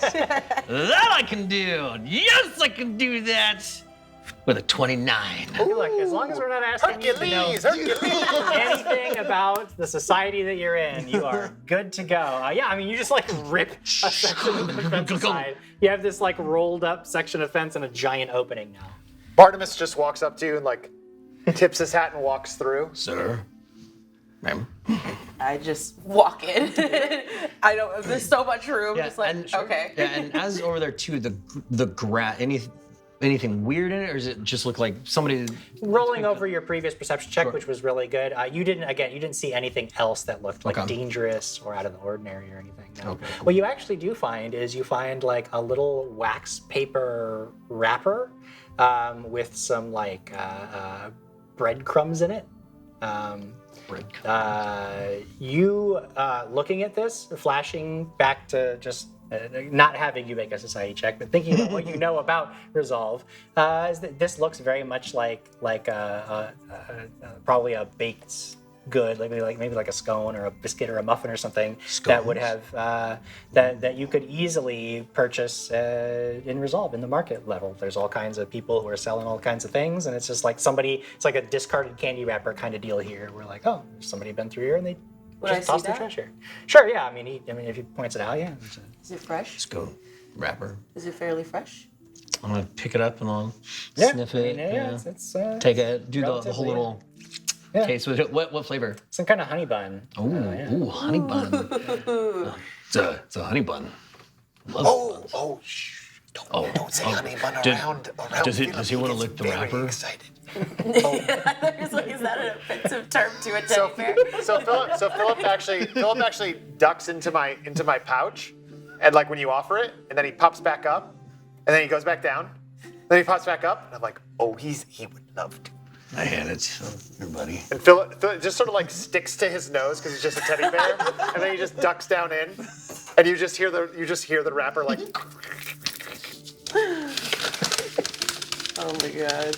Enjoy, I guess. Wow. Have you ever seen I think it was, I want to say the movie was AI. And did you ever see that movie? It was really long. It wasn't very good. I love that movie. But there was the scene where he like decides he's gonna eat food, even though he's a robot, and then it like gets stuck in his innards. And I Yeah. feel like Philip is in for that. He's just gonna be. We're gonna have to open him up and take out all the honey bun wrapper out of him. Yeah, I That mean. happened in WandaVision. It did? Yeah. I don't remember that, but that's. Oh yeah, that's right. Yeah, All you the guys gum. choose He the gets gum. the gum. Yeah. Oh, that's right. Yeah. Yeah, it's not so much when Philip does reappear, because we'll just skip ahead to that point. When Philip does reappear, it's not so much that it was, it's like the wrapper's still stuck to him, and his like, this nice teddy bear, like he's just clearly just has honey all over him Ew. and crumbs like dug little into the wrapper. fur. Yeah, he clearly just rubbed all over it and did not consume anything. Probably you would guess. I mean, who knows? But like, We've never seen- like on visual inspection, it just literally looks like you took like a scone and just wrapped We've it on never a seen him open his mouth or his Oh no, eyes he's blink. just a teddy bear. The doubly concerning thing is that there really wasn't very much honey on the wrapper, but Yeah. he's somehow like covered in it. Yeah. You don't know where it came from, what happened. It's just, where's this honey coming from? Now It's too Thorne's a much. little confused. Or now I'm confused. Yeah. Manifesting honey. So you are standing in front. Now we're in the fence. That was Yeah, not you're my the- fault. you He got offered the honey over here and everything. You got in the fence. You're at the front door. I of did the my factory. job tonight. There we go. Are there any windows that are like seeing that there's a fence that's been pried open? Are there any maybe like a door open, cracked? The front holes door, in the wall? the front door isn't like hanging open, but it's not chained shut either. If you try it, you realize you could open it fairly easily. And we're fairly aware that people aren't. It's not normal for people to be housing outside of. No. There are most of the two largest communities in the city are Resolve, Right. and then underneath the city, north, I think west of the Bellows, there's Underforge, and there's a big community there. But most people have completely abandoned the Bellows itself. And this is out of the Yeah. way of both of them. Now for the most there are sometimes some people who sort of like live on their own in the city. It's pretty rare to encounter them, and you would guess that they probably wouldn't be in a place like this. Like this just doesn't. This would not be a great place to live, but yeah.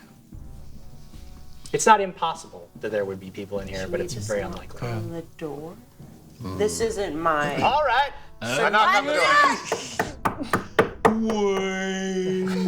Well, you knock on the door. I mean, nothing seems to happen. I mean, it's actually open a little bit. Like when you knock it, it actually like swings a little bit because it's not like secured at all. Like the latches, even for the door, are just kind of broken. You push it open, and you are looking into what looks to you much like a storefront. This is very clearly sort of a public-facing section of this Waxworks building. There are shelves covered in dusty, broken, and scattered wax products, such as candles, sealing wax, and little figurines. There is a section in the northwest corner of the room that bears a faded sign depicting children dipping their hands into melted wax to create their own multicolored hand molds.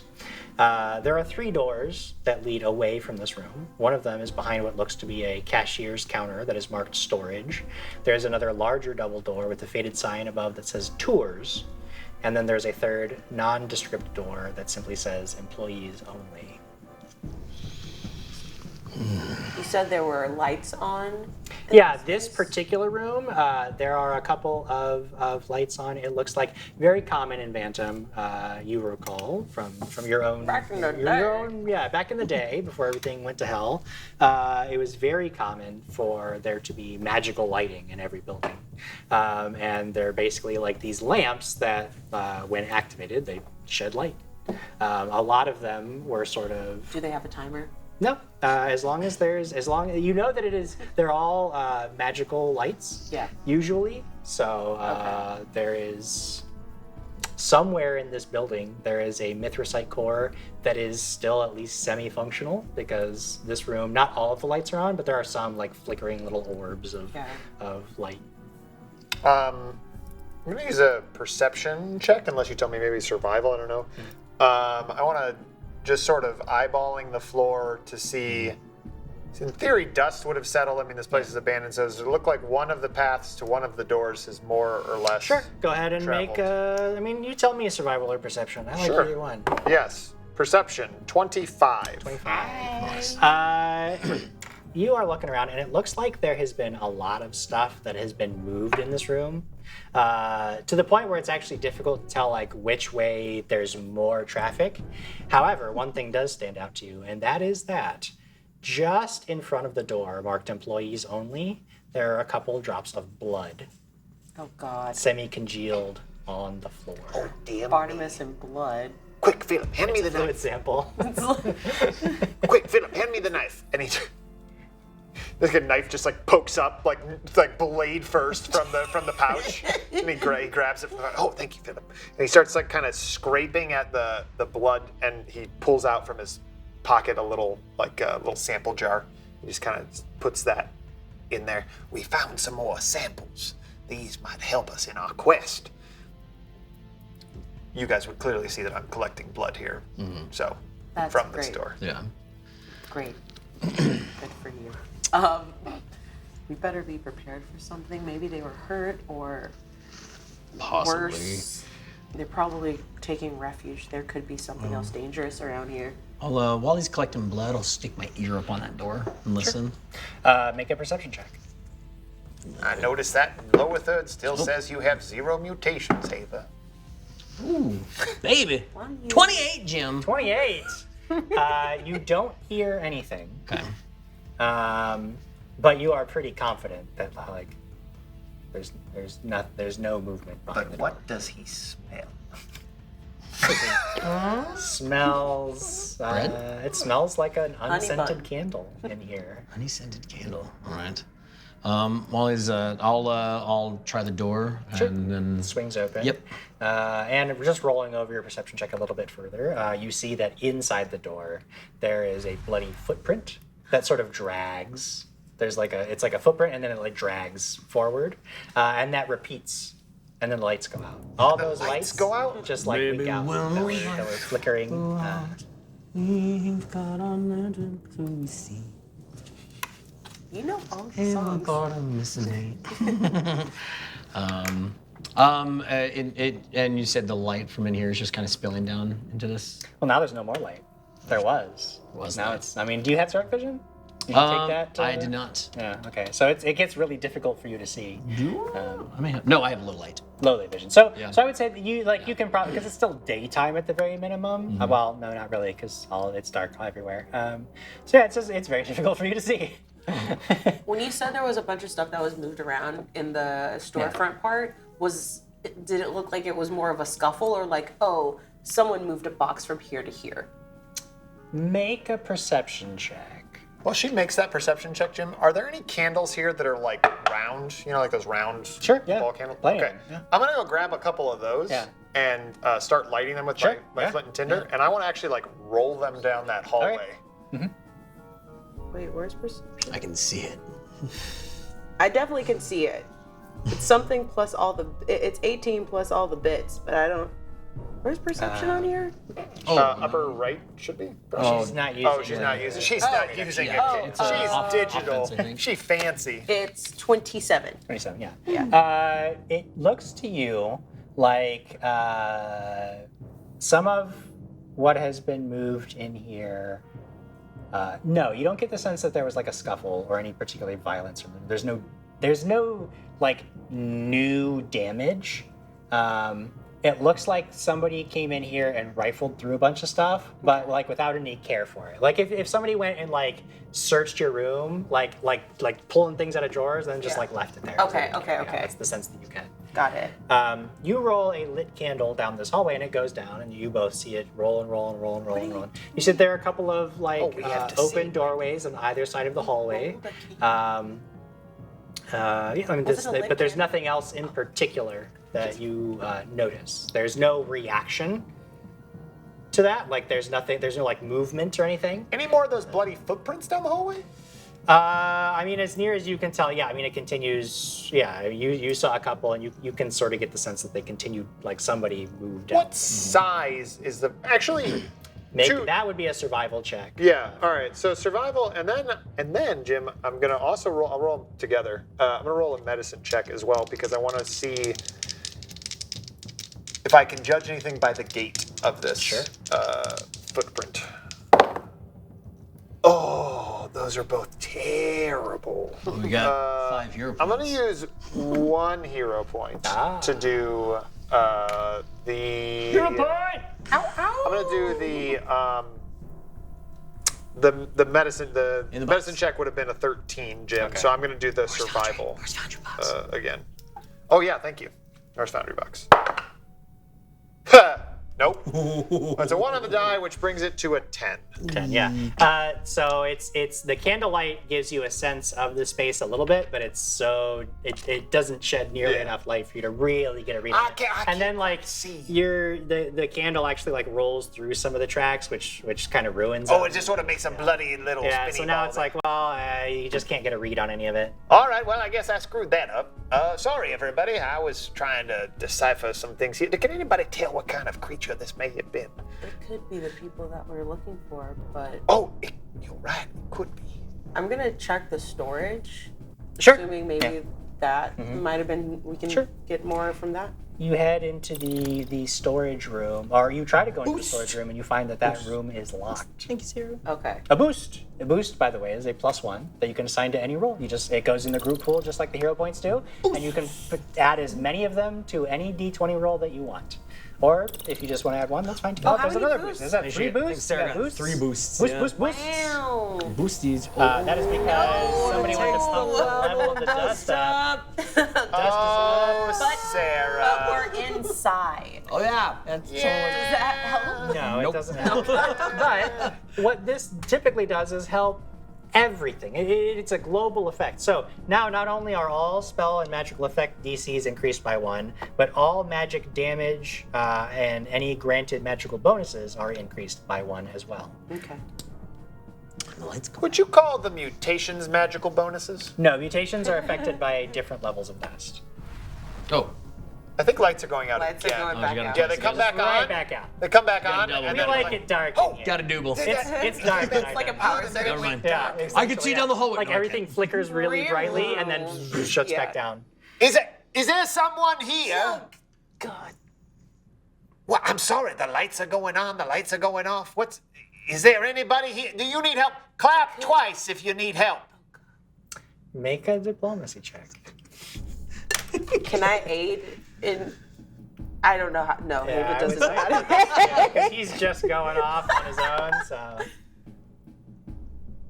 We'll use a hero. A hero point. Now what was our wild magic with hero point? We could do You can for use any as check. many for one roll, yes. Okay. That's right. Oh, you can use as many for one roll. Yes. Got it. One. Or you could use them to force me to reroll something.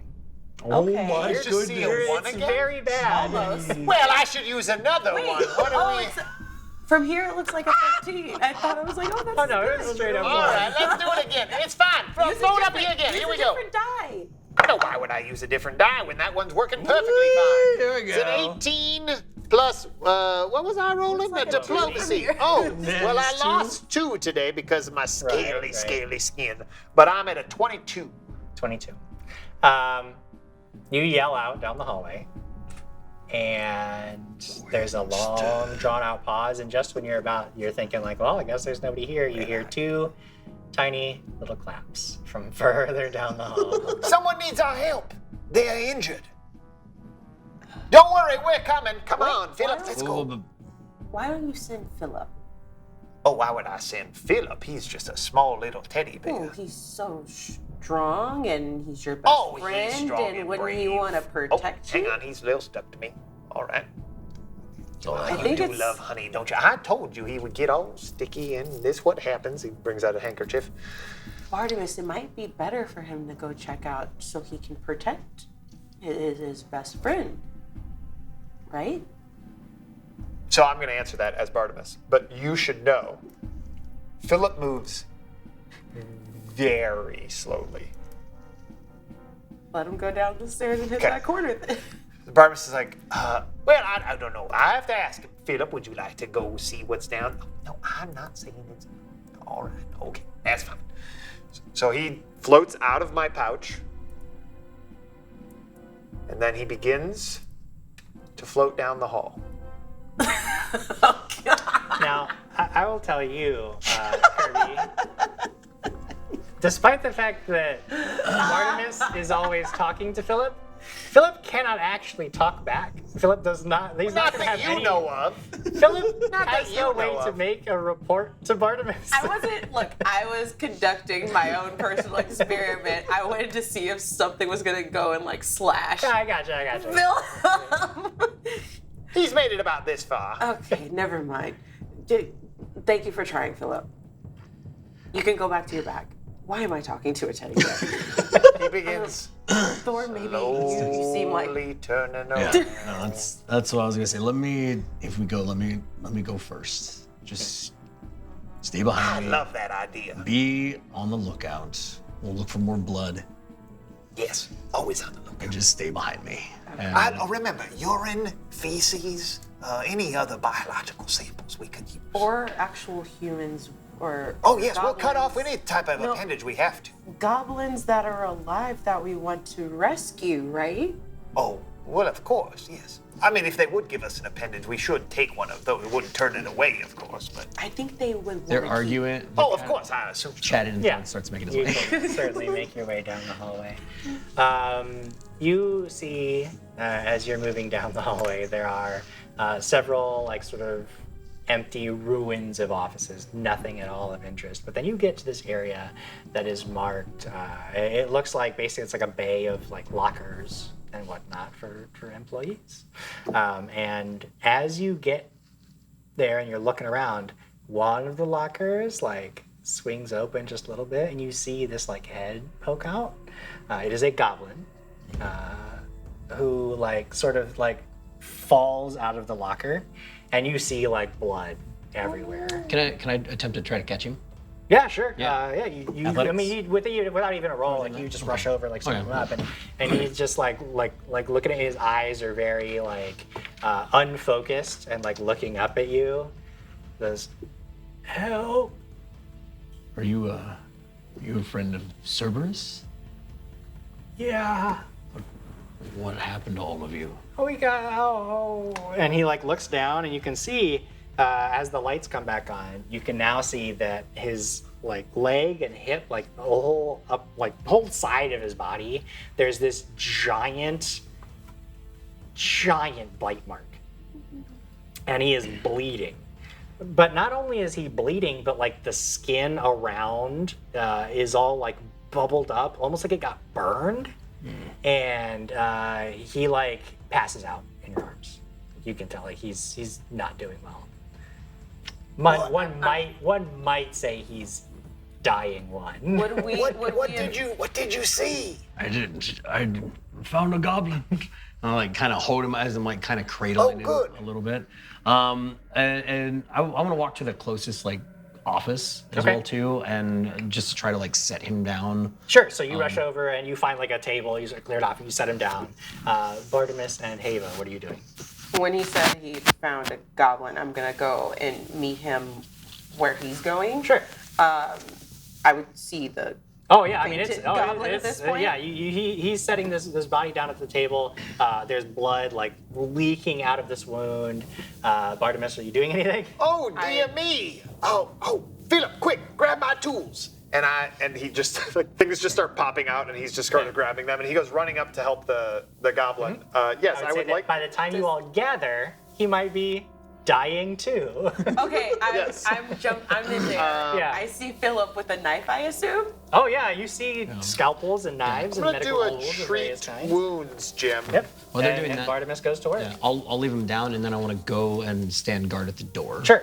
And watching kind of the direction that we came from. Are there any candles in here lit? Oh man, do you really know? Currently no, but the lights are on. Okay. Where'd you crag it?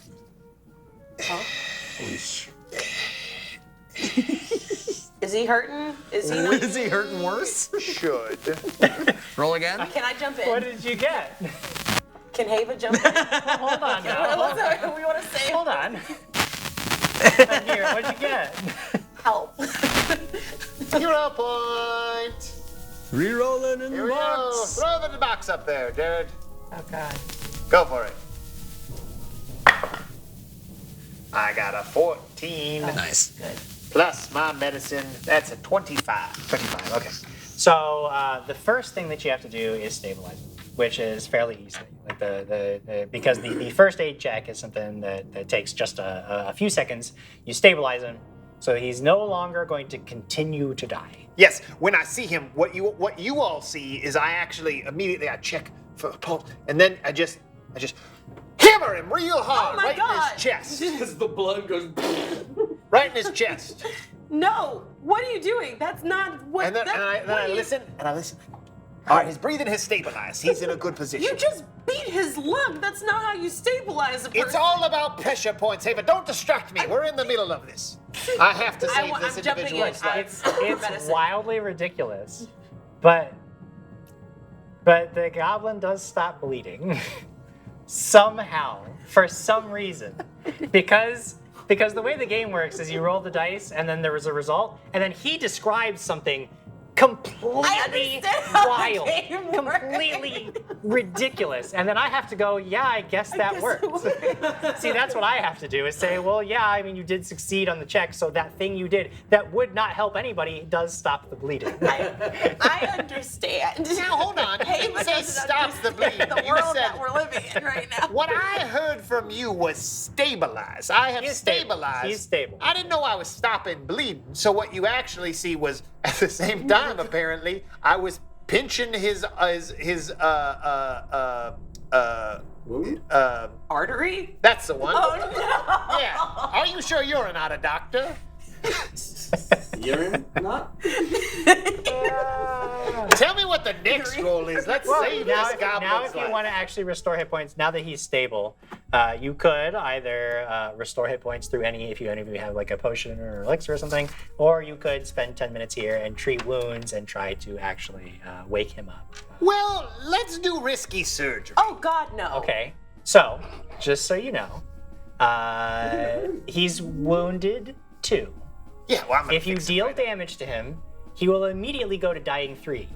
If your check fails, he will pretty much immediately bleed out and die. I hear him We say. have a hero point. I hear him I say. know, you know, I said business. that to the GM. I said that to the GM. He doesn't doing- tell you're you. doing- I don't tell you. I say, everybody, don't worry.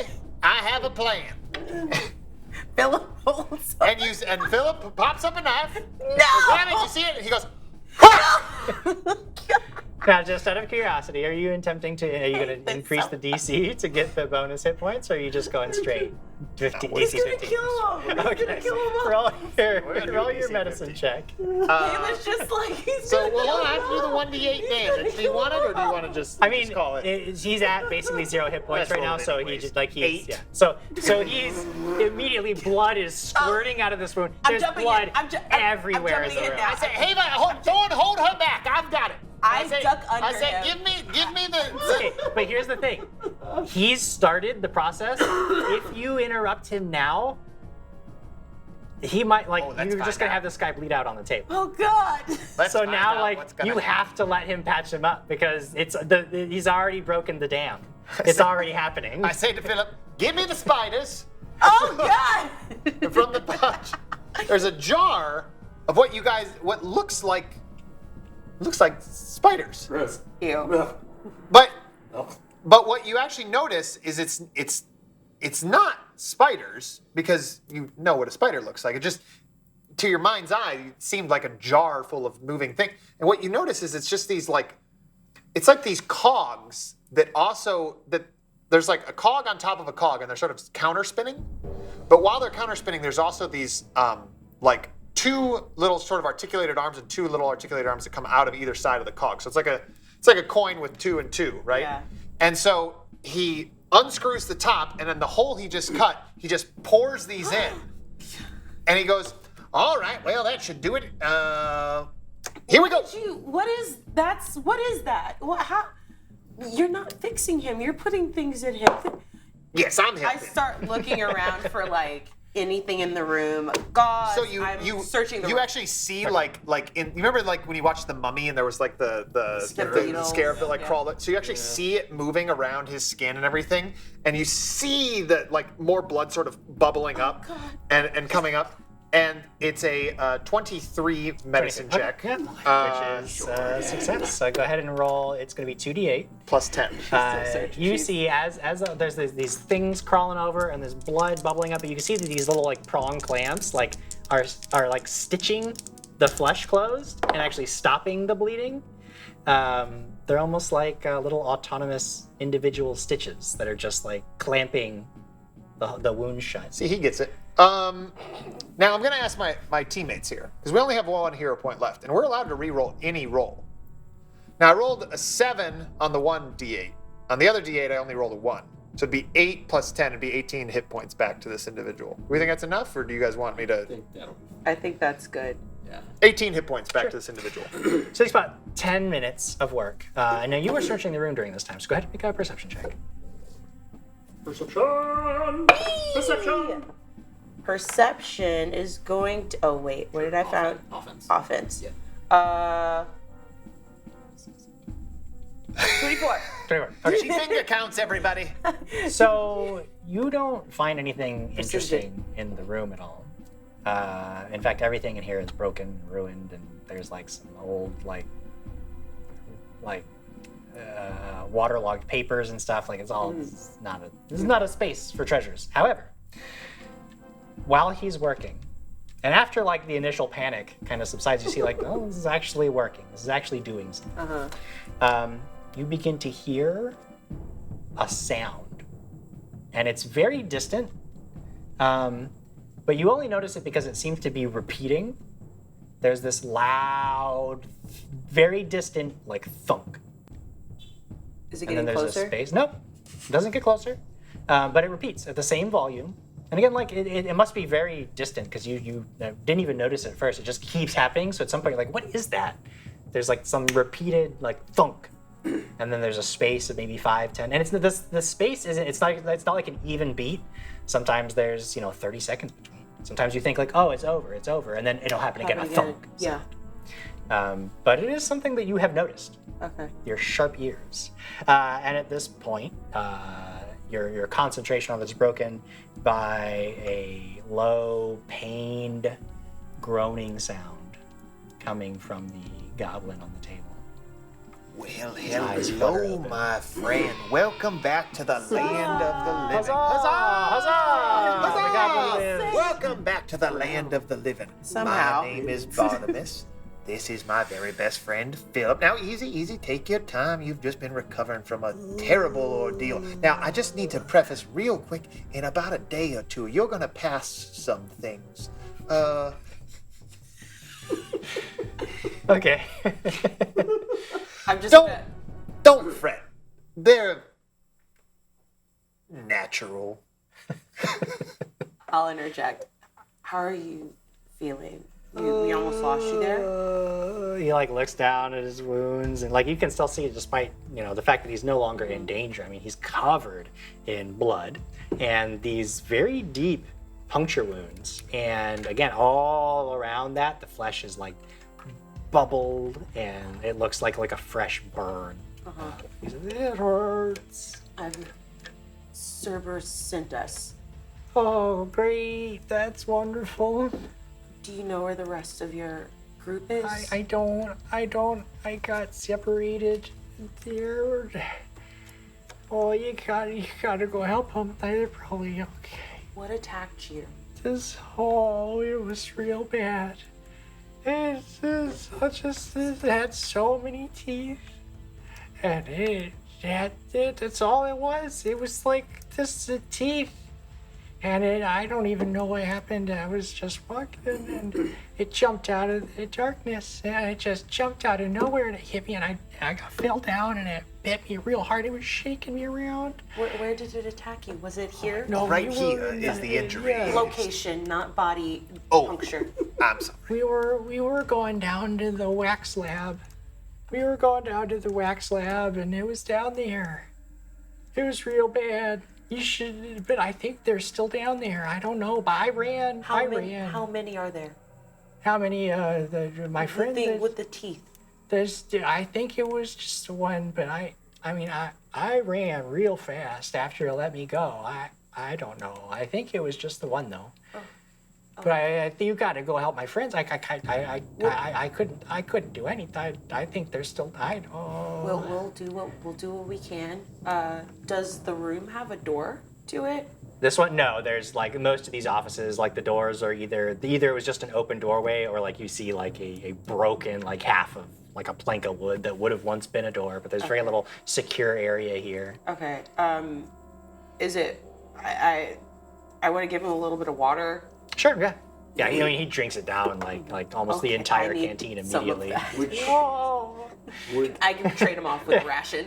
Just give him a ration. Look back and be like, where was this? Was this back where I found you or back through one of the other doors? No, that's where I ran to because it was the safest place I could find. I tried to get in the storage room, but it was locked up. So I came down here and I hid in that locker. And then I heard the guy yell, and he said, and I clapped. And then you came and you helped me. And then I woke up. I don't know. Did you come through those double doors back in the? Yeah. We went back in the factory tours? but we went down to the lab where we thought there might be some interesting things down there, and there it was bad. Oh no, we should not have gone Well, down we there. can't tally any longer. Let's go. We have more individuals to save. My halfling friend, you will be just fine.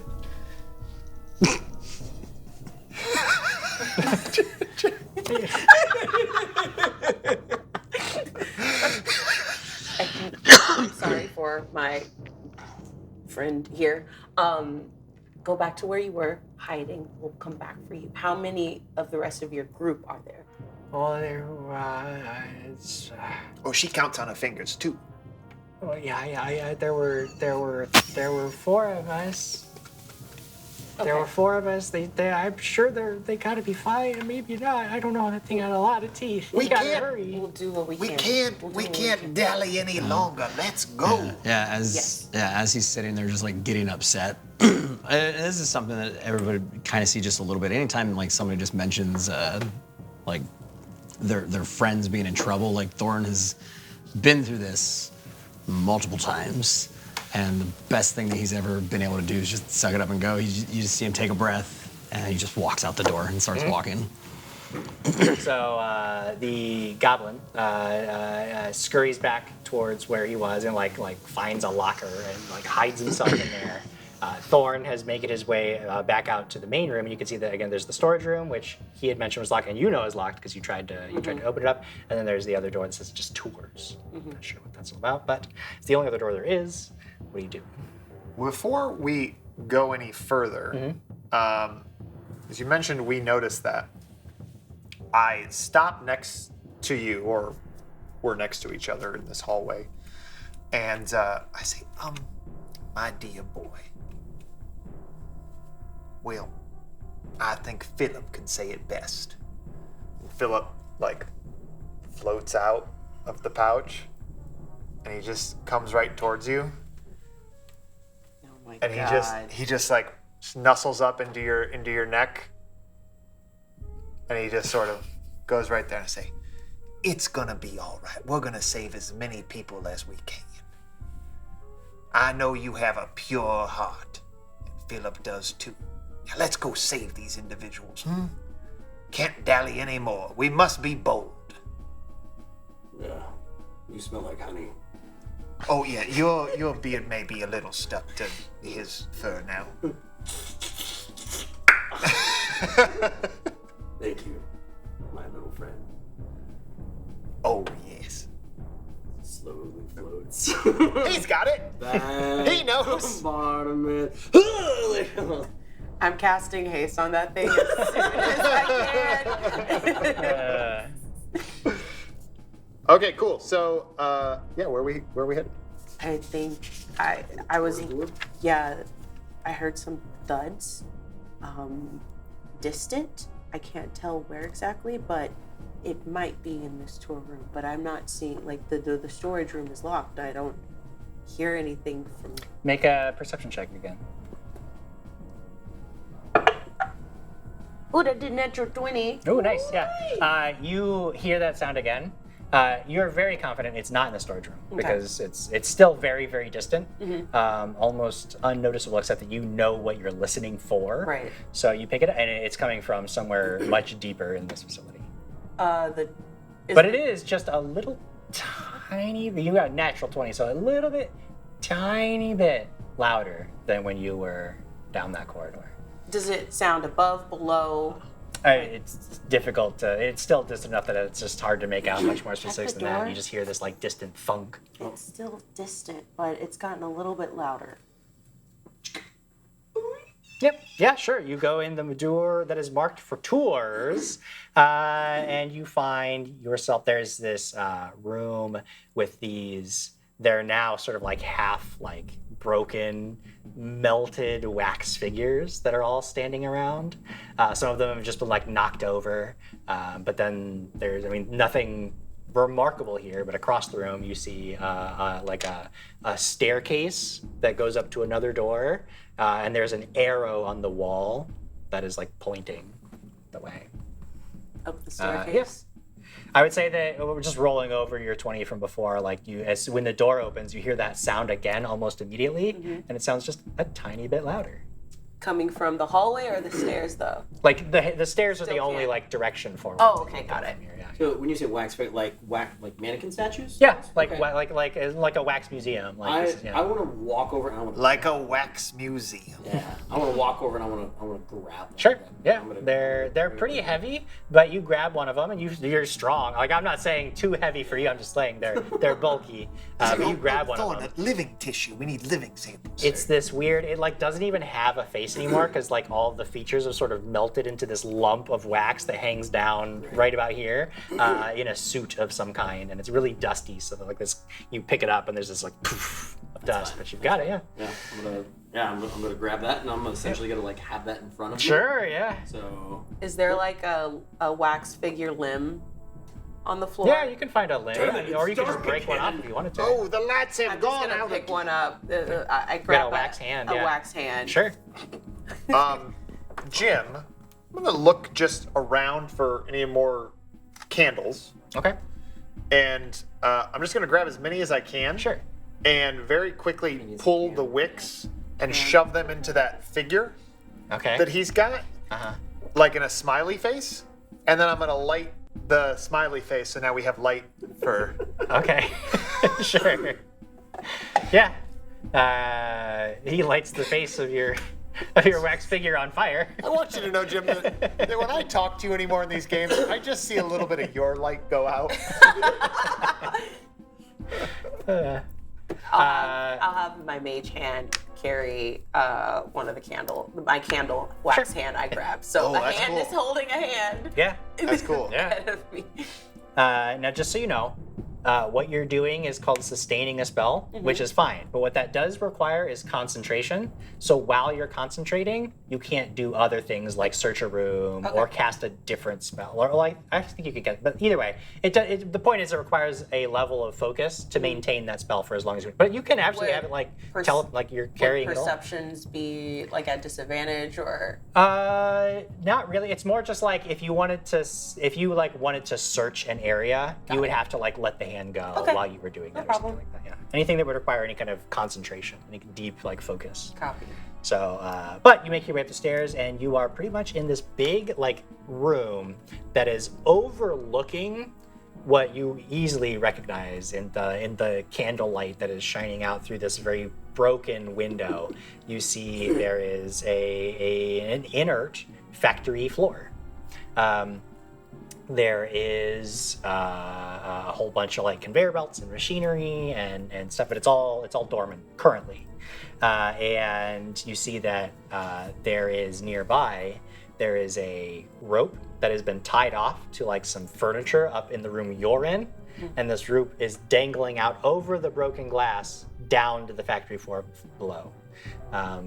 Your best guess is like, yeah, you could, somebody either smashed out this window or found it smashed and then climbed down to the factory floor below.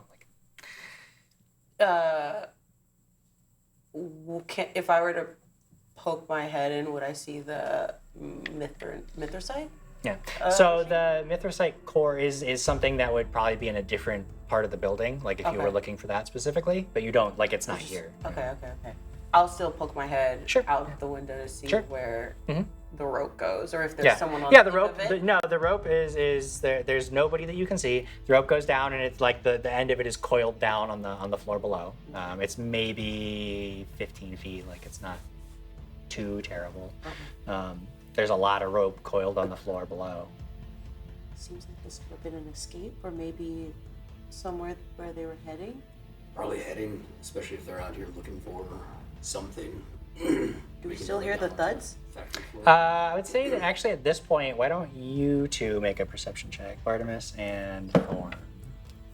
Comes to perception. I can do that all day. 26. 26. 19. 19. Thorn, Hava's been talking about this sound, and now you hear, not too distant, a thud. And then there's like a pause, maybe 15, 20 seconds, and then another thud. It's sort of faint, but like you weren't able to detect it at all before. She's been talking about it, but now you're like, oh wait, no, I hear that sound you've been talking about. So just one broken window, no other way, like down to. There it does look like you, from what you can tell, you're sort of on this like tour path, and there is a doorway on the far side of this room, but it looks like the hallway beyond is sort of collapsed, and you'd either dig it out to go further, or it'd be quite a bit of work. Right. I guess I'll head down. Sure. I'll you know what? I'm just gonna. Yeah, sure. You just drop the wax figure Drop the down wax into figure the. down, and I'll start- Yeah, sure. I I'll mean, it's start just sort of climbing like, yeah, it's fine. It hits with a thunk down below. What is your athletics bonus? My bonus to athletics, 14. 14. Okay, yeah. Without even a check, like there's pretty much no way you could catastrophically fail this because you're just sliding down a rope. You are on the factory floor below, and The lights came on when he dropped the thing, and then the lights come on. Superhero pose. Should I go next, or you? Oh, of course. If you would like, or I can go next. Whatever works best for you. Okay. I'm coming next now, so I'll. What's your athletics bonus? Not good. It's Oh, don't sell yourself short. well, I'm it's underneath. -1. I'm Okay, so underneath the you rope. should roll. So and it's we should very see how this goes. Jesus, take the wheel. I got a 3. A 3. Okay, so Thank you. much like how you just dropped the wax figure and it thunked on the Look at floor, what you did. Ava just falls out of the Oh window. no, Hava, you're supposed to use the rope. But you had a run. And The honey somehow got on my hands. and- sure, you just are tumbling down. Now you look like you're there. Do you want to try to make a reflex save? Yeah. See if you can catch Ava. Yeah, Okay. I'll see if I can get her. Yeah. wow. That's gonna be a 21. 21. good. Okay. I would say that's good. You catch Ava like so yeah. You're just like in Thorn's arms now. It's like he's like, oh, okay. Are you okay? I gotcha. Ropes can be very deceiving. I thought we were using the rope, but I guess not. I just jump out the you. window. Just jump out the. I place her and I go to catch him too. You can make an acrobatics check if you'd like to try to soften the landing. Oh yeah, of course. Here we go. How does Philip physics work? Does he float slowly? Nah. I'd be at 20 to catch him. Okay. So he's quite a bit bigger and bulkier. So you can catch him, But you will both take half of the amount of falling damage he would take if you just let him fall. That's fine. Okay, so you crash into Thorn, and you both take 4 points of damage. Oh, dear me. Oh, ow, that was a much rougher. Why did we do that, Haver? I didn't do that on purpose, obviously. Oh, okay. I almost see like Barnabas like, okay, and he does that thing in the cartoons and he does the swan dive like over the side. Did Philip come down with you? Yeah, Philip's in my pouch. Oh, okay. Just Pick him up, brush him off, help her, pick up wax, torch. thank You you. got your wax torch now. Taking a look around the factory floor, you can see that there are a lot of doors, but one that catches your eye, because you specifically remember it was mentioned by the goblin that you saved. There is a door that is marked Wax Lab, and you see like a lot of warnings, like old faded warnings across the doors. Like keep out, protective equipment required. And then you both hear that loud thunk again, and it's even closer now. I catch Thorn's eye and I sort of like look at the door like, I'm gonna cast Mage Armor. All right, you armor up. I'll And you draw just- my. At this point, At this point, you will both see me sort of like, oh dear me, all right. Take off my ascot, which is actually a striking bladed scarf. And I'm just like, oh, okay, all right. Just sort of seeing worried, like as he's. When I casted Mage Armor, you see like this iridescent, translucent armor, like kind of like you can still see my clothes, but it looks like a second layer of something on me, almost like like you can see through it, but it kind of like the vision, like a diamond, like looking through a diamond or something, and the color is very similar to the colors you see in the dust storm. Ooh, So I like it. I yeah. like it a That's lot. cool. And right as he goes to swing this door open with my scarf, and I go, okay, I suppose I'm ready. And I do my little arm. Henry Cavill. But again, it's not a muscular thing at all. It's actually literally the coat like slinkies down, but it's the movement that he does. He does the Henry Cavill. Does that from, work?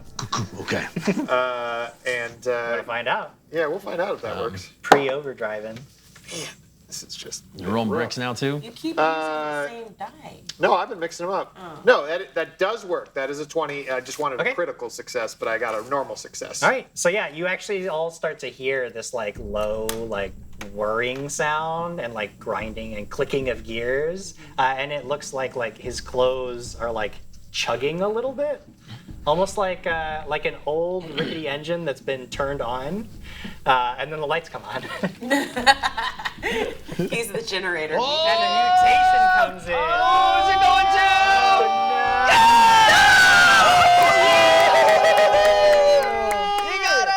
Okay. No. Here's how I want to do this. No. You go, and you are going to open the door. Right? Yep. I was there, so you pop it open. Push or pull, Jim? It is a push. Call back. That's good, Adam. You see a darker, quiet space away from the din of the machinery behind you. There is a strong, almost sickening morass of smells here, as if someone had gone into a perfume shop and smashed all the product on the floor. There are tables and benches of equipment not unlike what you would expect in an alchemical lab. And as you are getting your bearings, you hear that thud come again, this time much louder, like a dong of something hard against metal. And you look towards the source of the sound, and you see this large purplish ball of flesh on two legs. It backs away from this large metal door and then launches its body forward, leaping towards it, and dong, that sound comes again. And then it sort of like rights itself, and it turns around, and as it does, you see 5 glassy eyes on the top of this flesh orb, and the whole rest of its mass is this drooling, toothy maw. And it turns, those eyes settle on you for a second, Close the door. and it opens this mouth, and you see this string of drool come out, and as it hits the floor, there's this and the stone starts to bubble. Close the door. Close the door. And we all need to roll initiative Initiative. right away. And then does Hava maybe feel something? Yes. I'm getting to Hava's thing. Natural 20. We get to find out what happens to Hava real quick. What is your perception bonus? Mine? Yeah. Because initiative is perception based. Oh, so it's 29. 29. Very, very good. I'm also on a 29, by the way. Ooh. What did Sorry. you get on the die? I got an 18. An 18. So You she'll got a go natural first. 20. So Yeah. I'm gonna have Hava go first, and then I got 1, so an 11. Oh no. Oh dear. It's okay. It's not- just initiative. Well, it's up to you guys. You were not prepared for any of this.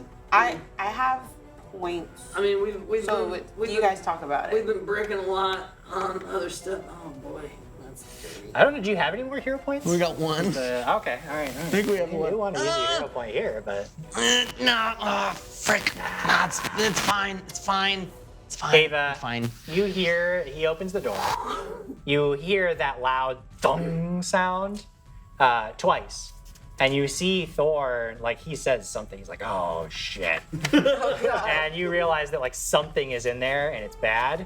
But before you can react, your body starts to feel real funky. I need you to roll a d10. E10. I don't like this. A 5. A 5. Okay. Interesting. He tells me nothing. He's like, anyway.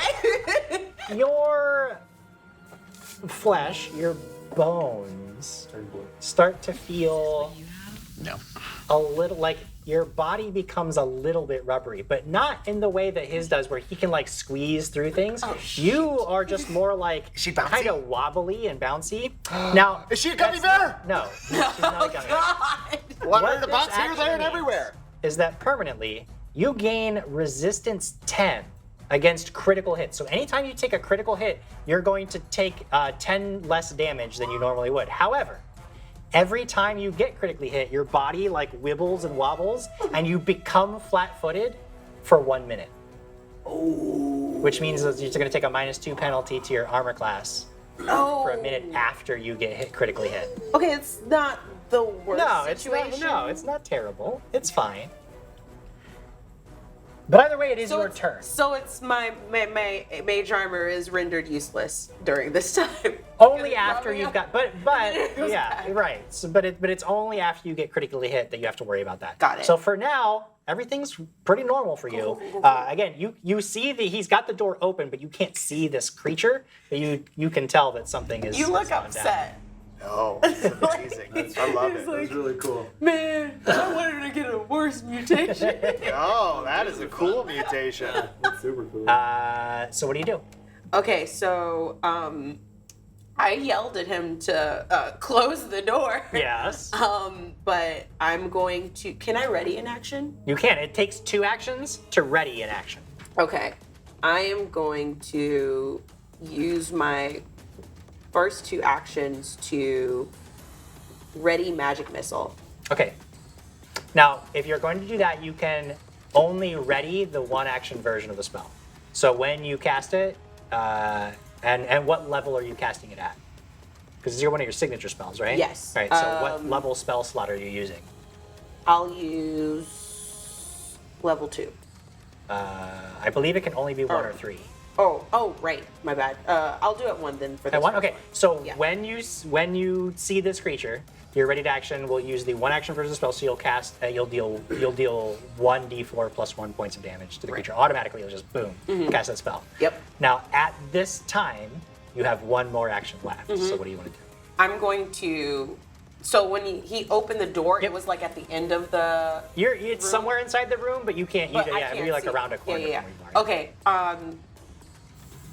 I'm going to put myself in position of the door. If it opens back up, I'll see it, and then it would trigger the. Yeah. That's That's yeah, where I right. want to be. So you just move to get a better. Yeah. Yeah. Okay. Yeah. Great. Get a better angle. That takes us to Bartimus. Again, like you don't see this creature yet, but you know that there's trouble coming. Well, yes, I do know that there's trouble coming. So, I'm gonna. I don't see it. I'm gonna withhold. Okay, yeah, you do can that? definitely withhold. Yeah, and then I you'll wanna just tell me withhold when you want to go. Till Yep. I see the Okay. till I see the creature. Shit. It is now the creature's turn. So and I'll the go. First thing it's gonna do is you're standing there. You looking at this thing. But he and heard me yell. Well, he heard you say that, but he hasn't had a chance to react. Because unfortunately, he kind of got like frozen, stunned with fear for a moment as this thing starts charging towards you, and then it leaps into the air. And it's this it's like getting hit by a rubber ball the size of, I don't know, Hava. And it launches itself at you. And when it does, I am going to make an attempt to shove you as it tries to come down in your space. So this is against your Fortitude DC. Okay. I think that's probably going to do it with a 32. Your Fortitude DC would just be 10 plus your plus Fortitude my save bonus. Fortitude. So it lands in your square, slams into you, and you get knocked back. And so now it's where you were. So now the door tries to swing shut, but it's like in your space, so it can't shut on it. And you are right next to it. And with its last action, since it shoved you, it gets a attempt to it like lashes out with its teeth, and it tries to drag your feet out from under you. Now I can't interject in the middle of your turn. No, you would have to wait until after its Great. turn's over. I do want to interject one thing, Sure. which is that Adam Conn, I do see a note from our producing team that your audio might be a little bit bad. Adam, where's your microphone at on you? Because I feel like it may have fallen down your shirt, and that might be why it's staticky. That could be it. Is that better, Jared? That's a box. That's a get in the box. A There we peek go. Okay. behind the curtain. Just keep missing. Just keep missing. Jared. It's fine. So it tries to trip you, but it fails miserably. But as its teeth sink into your leg, would a 23 hit you? The Michael Jordan hit me. Yeah, it does. Okay, so Lot again, of it rips into 23s, your right? leg with its teeth. The first thing that happens is 10 points of piercing damage. Okay, so it gets its jaws into you, and as it pulls away, you are covered in this weird grayish green like drool from its mouth, and it's starting to burn really badly. And you are going to be taking persistent acid damage for until you stop taking persistent acid damage. But your action now activates because you had a ready to action to see it. So deal on magic missile comes flying out, and it deals 1d4 plus 1 points of damage. 2. 2 points of damage. So it's just like it blasts it, and it's like shakes its head, and it's looking around, trying to find where'd that come from. Its eyes settle on you. But that is the end of its turn. You can interject here if you would like to. Yes. Or you can wait. Okay, great. Yeah, I'll interject. So you see Thorn get knocked back as this creature just bowls into him and then tries to rip his leg off. What do you do? I go, oh, yes, Philip, I hear you. I understand, of course. Do what you must. And so you guys sort of hear Philip like this low, like, that grows to like. Philip sort of raises from the pouch and then just shoots forward at the right. creature, headbutting it. Okay. And we will see if there's some damage done here. That was not a good roll. Gosh, I'd like to do a reroll. Do I do a reroll, folks? Go for it. Go Why not? do it. Okay. Do it. Hero Doing it. point. Hero point, Jim. That's your point. Here we go. Into the box. Ha! 17 on the die. Plus 11, 28, Jim. 28 is a hit. Is a hit. I will take it. I will accept the hit. I'm going to do 2d8 plus 6 damage here. Is that bludgeoning damage? Philip does bludgeoning damage with his primary hit. He just sort of like whacks right into it, and you would think that a stuffed teddy bear would not have much force, but it definitely hits hard. I don't know. We'll let Jim decide if it actually does damage. I don't know, but it definitely hits hard. So that's 9 plus 6 is 15 points of damage. 15 points of damage. You can see that Nice. Philip actually sort of bounces off this creature a little bit. You can tell that the impact was absorbed a little bit by this thing's weird, like rubbery body, but the creature does take damage, and it hurts. It hurts. It has a big, like, weird black bruise on its side now. Philip like shakes, and I'm like, oh no. Oh. Okay, Philip, if you say so. And Philip just like.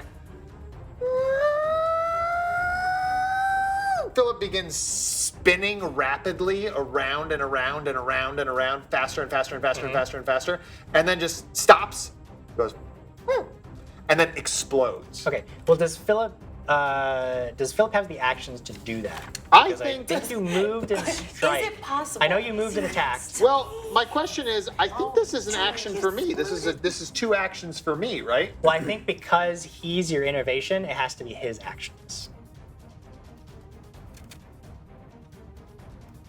You can command Philip to do that, but because Philip is the innovation, Philip is the one that does. Yeah, see, I don't know, Jim, because it's not on Philip's Yeah. thing as an ability. It's on mine. So Yeah. I don't. You tell me. Whatever, you're the GM. You tell me. If he can't do that, then he does I'm going to not say explode. for now, yeah, I'm saying that for now, those are his actions to explode. So he can do that on his next turn, but he can't do it right now. Everything that I said that was cool there, take back. Yeah. Philip just is real angry. He's just real angry. What do? You still have 2 of your own actions part of this. Oh, I swipe out and say, get back, foul beast, get back. All right, so you'd have to move up a little bit to get within reach. Does the bladed scarf have reach? Is it a Yes. reach weapon? Okay, great. Then yeah, you can basically get right behind Philip and Wait, so strike the out. scarf has blades on it? Yeah, it Bladed is scarf? literally a Yeah, bladed you scarf. see the scarf sort of whip out, and when the scarf whips out, you like catch like a glint of metal. And He's a medieval Inspector Gadget. I dropped it. Count it anyways. It is a 1. Are Is you it? sure? Don't count it! It's by the death door. Don't do it. Is it a 1? Yeah, it was a 1. Oh, all right. Well, then I guess I missed. It's not in the box. Critically missed as you just flail out with the Well, I scarf. don't know if I critically missed. It's a 15. Well, yeah, because It's a miss, and then it drops down. Gets dropped down. Yeah. It's critical. I knew it was a critical miss. Goodness gracious. So then with my second. Well, that would have been you had to move up. Oh, I did have to move. I thought you said I could reach with the. Okay, I'm so sorry. Well, let me put it this way. I assumed there was some distance between Thorn and you. No, that's fine. I've taken too much time, anyways. Go ahead. Move on. Either way, Thorn, that does bring us to you. You just got shoved back, and now this creature is blocking the door, and it has bit you, and you are starting to feel a really intense burning in your leg that will resolve at the end of your turn. Sure. Your 3 actions. What do you do? Excellent. First one, I'm gonna duck down. I want to try to trip this thing. You Sure. said it's a large creature, right? It's actually a small creature. Oh, it's a small it's creature. big for like it's a lot of mass, but it's actually very low to the ground. I got you. Okay. All right. Yeah, I want to try to trip it. Sure. To have it fall onto the ground. Sure. Would that go athletics, or that would still just go my It's athletics against my reflex DC. Okay, athletics. Dirty 20. Dirty Nice. 20 is not enough. This creature is nimble. It bounces up as you try to leg sweep it. It bounces over your attack. All right, so you see Thorn. He ducks down, sweeps. As soon as he gets up, I then want to just like Spartan kick this thing. All right, yeah. Try to knock it through the I door. love it. This was my second one. This count as a second attack? Frick. That's same thing on the die. Okay, so Thorn's starting to hurt. You see Thorn, he kind of reaches down, touches his leg, and then that same foot that he's standing on, you see his foot. He kind of goes up on his toe and he tweaks his foot, and you see his feet kind of start to glow a little bit. And then at that same time, you kind of see his whole figure start to shudder. I'm actually doing Key Rush. Okay. Activating my key ability, Key Rush. It allows me to do some extra movement, but I've already used up my other movement with it. But it does give me what is it? A blur. I am Okay. blur. I am blurred until my next turn. Okay, great. So you become literally start to vibrate so hard that it is difficult to track you visually. And he's just standing there, and he just like pumps up. He's just looking at this damn little thing and just shaking his head, and he's just vibrating in and out of existence. Now, at the end of your turn, despite your blurry concealed sense, condition. you are starting to that burning in your flesh and your leg is starting to become overbearing. You take 4 points of acid damage. Gross. You can make a DC 15 flat check to see if that persists or ends. Oh, that's a 12. 12 on the dice, so you'll continue to burn. Now, I will say, because this acid, like you can tell it's this creature's like drool and saliva, on your turn, if you take an action to literally like wipe some of that away, You get rid you of can it? reduce the flat check to end the persistent damage, depending on how much effort you put into trying to clean yourself off. So I'm giving you guys that option if it happens to you. Just keep that in mind because there might be some persistent acid damage going around here, people. Yeah. We get to the top of the next round. Have you see your friends have rushed ahead to combat this creature in the doorway. You have stood back a little bit. You hit it with your first spell. What is your next?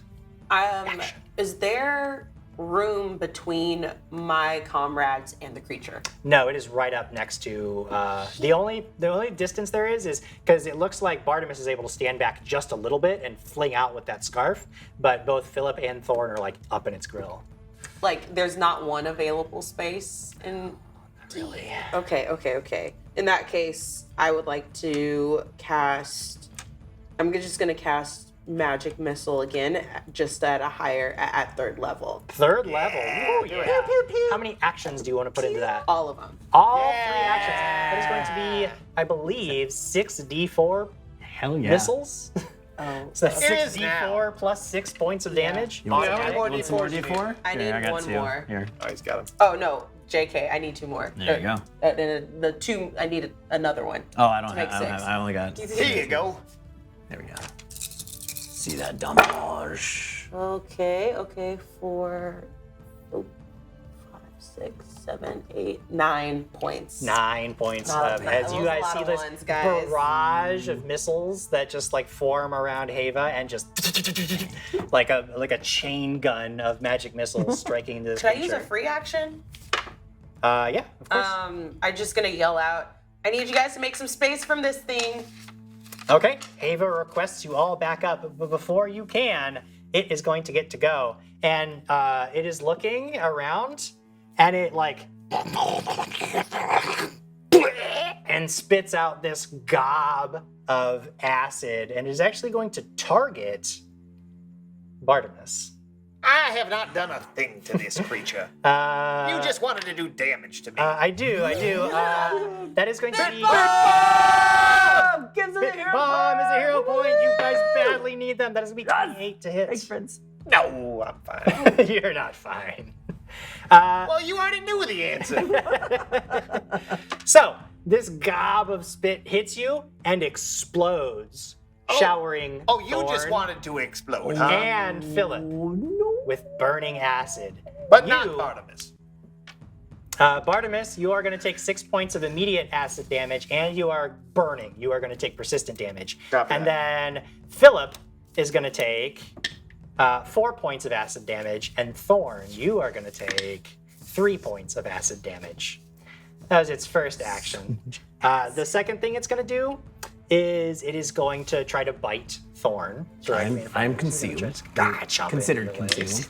But it's only going to be a 26, or sorry, 16 to hit. 26. Just sorry, no, 16 to hit. 16 will not do it. going to especially miss. because I'm vibrating. And then, oh yeah, what is that? Is it a flat check then to target you at all? I just want to make sure, because obviously it missed this time, but in the future. It gives me the concealed condition. So yes, it'd be a flat check of 5 to target you in the future. I'll remember that. And the next thing it is going to do, it is not happy with what happened. So it is going to like scrunch down real low and launch itself into the air. And it is going to clear your head. Like it easily leaps over your head, and it lands about 15 feet away. And it is now between you and Hava. And Hava, all 5 of its beady eyes are like locked on you, and it's like slavering. And it can't get to you because it just used its last action, but you can tell it is coming for you. Is that enough space for you? And now Bartimus. Not it is your ideally, turn. no. Honestly. Okay, GM. So how far is it from? It's a stride and a strike for Philip. Stride and strike for Philip. I would Yeah. say that it's a step and a strike for you. You're closer to it, but it would still be a step to get to it. Yep. All right, that's what I'll do. I'll say, yes, of course. Philip, yes, go, go, go. Stop asking for permission and just do what must be done. Boo! And he goes and hits, but this time, rather than headbutt it, as Philip hits, he sort of spins, almost like a drill. And for a moment, you see a flash. And I guess I was wrong about that, though, Jim. I guess they're both bludgeoning. Okay, well, never mind. I didn't realize. I thought this one was slashing damage, but I guess Philip's just a bludgeoner. I lied about the drill. Okay. I've been lying a lot tonight. He's a liar, folks. You heard it here from his own You've all mouth. heard it here. You've all heard it here. You. 22 to hit. 22, that just makes it. Just makes it. All right. So it's going to be 2d6 plus 6. 9 points of damage 9 of the points. bludgeoning Again, you see it kind of bounces off, but some of that gets through for sure. I am not enjoying. Oh boy, this burns. All right, okay, hang on. Let me step up there and whack, get back, beast. Get back. Strike it. And he will attempt to strike it. You know what? No, you've been mean to me. This stuff. Old Faithful did not do it there. That'd be a 19. We have 3 boosts. And you know who's going to use all 3 of them? It's going to be Bartimus. 22! 22! It's a hit. Deal damage. That's a hit. Just barely, you said, right? Teddy bear. Well, now I know that. 6 plus 2. Boop, ba-doop, boop, boop. Oh no! That's loud. Sorry, Breaking everyone. everything. Sorry. 10 points of Slashing damage. Yeah, it Slashing should be for that. Yeah, and that actually does all go through. You see this big gash form in this creature's side. Ha-ha, beastie, I've got you now. It is unhappy. But at the end of your turn, you're going to take some damage. Yeah, no, You're burning 5 points of acid damage. From me to and Bartimus. No, Philip is not. You are continuing because you were the direct target of the attack. So Got it. you're taking the persistent, but not anybody else who took that splash. Great. Thorn, you're up. How far, if you jump, can you go when you leap? Typically, it's like 10 feet, I think. Cool. So I have something called Powerful Leap, Jim. Okay. As soon as that thing jumps over my head and I watch it, I actually want to, and I also, which is great too, because I have the feat quick jump. So when I leap, I do not have to take that 10-foot stride. I can essentially just do it right where I'm standing. I basically want to do a backflip up and over, and I'm gonna land on top of this thing. Okay. Are you attempting to do any, like, what is the effect you want to I'm essentially trying to get it onto the, like, essentially Do you want trying to to trip. grapple it, essentially, effectively, or trip it? I want to trip it. You want to, okay, Yeah. so effectively you want to do a trip. Okay. Yeah. So So again, you- make that attack Yeah. against its So reflex. you guys see Thorn just like straight up backflip, but Thorn's a big dude, and you just see him fly backwards like 15 feet and go to land on top of this thing. He said that is going to be maths is 26. 26 is a success. This time, when you sweep its legs out from under it, it actually like rolls onto its head essentially because it's this big ball and it's like rolling there, and it is prone. It falls prone, and then you just see Thorn. He raises up both of his hands, and they just start to glow blue as they start to form with like an ice covering over top of it. And I'm gonna flurry of blows, just pound this thing while it's in the ground. Wow, that's awesome. Nice. Which is my second key ability, which is Key Strike. But what's really cool, yeah, I'm a monk. I'm a monk, which is really neat. And because I also have Elemental Fist, I can have different elements that one I fight with it. So strike 1 and strike 2. Ooh, mama. Strike 1 is going to hit. Ooh, strike 2 might actually hit too. Strike 1 is going to be a 29. 29 hits. And strike 2 is going to be a 23. 23. Now, is that accounting for the -4 because this is technically your second attack action? Yes. Okay. So then, yeah, both of those hit. Sweet. So that is going to be, yeah.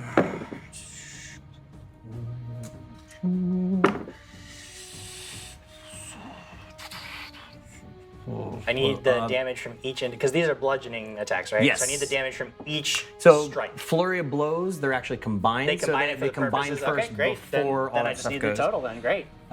With the additional ice as well too, that's going to be 34 points of damage. So you just trip this thing and then just start pummeling it in the Hammering. ground, and you can see parts of its body are like these ice crystals are forming in its flesh and shattering. It is not destroyed, but it is severely damaged by that. Down. It is definitely down on the ground. Ava, you see it is like struggling to get on its feet, but I mean that was obviously a very impressive flurry of attacks from Thorn. You can tell this thing is not. If you could, you might theoretically you could end it here if you have the right maneuver. I'm gonna be a support in this situation, and she just kind of like goes with her hand, and you see this purpley, like sparkly magic shoot out of her hand, and I'm casting Paralyze on the creature. What kind of save do I gotta roll against Paralyze? It's will save. A will save, you say? It's a gloopy. Well, that sounds not good for you, Jim. Oh, that is leaner. Oh, that probably does it though. That is a 27. Now, with the success, is there a partial? Oh, yes. Is there a partial action? Do I think it -5 because it's prone, right? Right. Yeah. No. Well, I was thinking because it wouldn't be like a disadvantage. And it's not attractive, so it takes a penalty. It's on the ground. It's That's not on its not. feet. Its mind is still quite. It's different fine. Its from mind us, is so we fine. don't like it. So Mine is fine. Okay, so on a success, the target is stunned 1. Okay, so it'll still lose one of its actions on its turn. Sweet. It's still very valuable. Good. Now, what I forgot was to have Thorn take some More acid acid, damage. So yep. at the end of your turn, Thorn, you do take 6 points of acid damage. Your leg is really starting to burn really badly. gee. And you can make a flat check. Oh yeah. And then Hava, whatever your last action is. Oh! You used all the boosts, didn't you? He used all the boosts! This is awesome. You know, I'm gonna use that final hero point. Oh, he's he's just doing made a everything. Let's go. Oh wait, sorry. Hiya! Did it? 12 at least. Not the 12. Continue Dang. to burn. All right, Hava, you leave you have one action left. Yeah, so with magic missile, Yeah. I can ready it.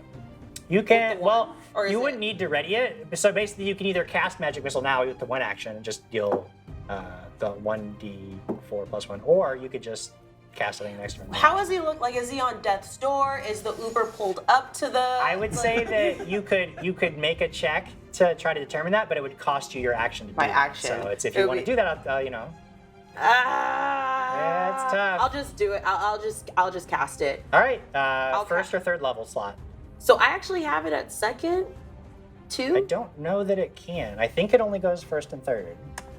Okay. Well, oh wait, because he's Jim, I thought. No, you might be right. Sorry. in that case. I'm gonna do. Yeah, it's- yeah. In that case, I'm gonna do Sudden Bolt. Sudden Bolt. Yes, at second level. So. So, but how many actions is paralyzed and how many actions is Sudden shoot. Bolt? Yeah, never mind. Nah, I can't do anything. Yeah, it's tough. Nah, then. Frick it. Third level magic missile. All right, that's gonna be 2d4 plus 1 to plus 2 points of damage. Do it. Do it.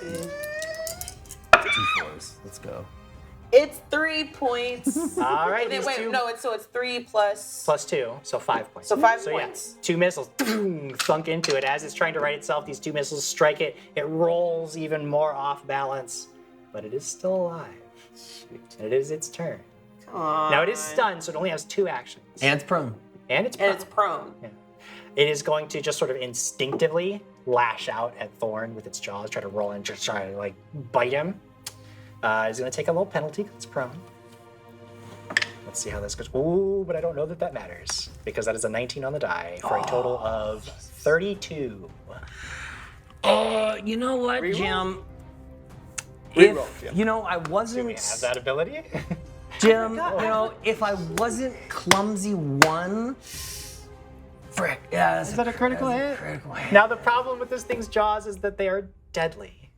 which means that not only are you going to take double damage, but you're going to take an additional 1d12 points of damage. You know what we screwed up, What? Adam? We screwed up the fact that we had the bountiful harvest of hero points You just that we're used that allowed to hero use point. to make anyone reroll. We I forgot know. that part. And I have like the chat gave me a whole bunch, and I keep forgetting about them. I'm so sorry. We could have made Jim reroll. Frick! Did you just kill? Did you This just is kill super him? bad, dude. So Oh my god, my base, first time! No! Don't kill my friend! Adam Conn, this thing bites you, and you take 54 points of damage as it just tears. Like it's trying to tear your leg off. Like it straight up tries to just tear your leg off. First of all, are you conscious?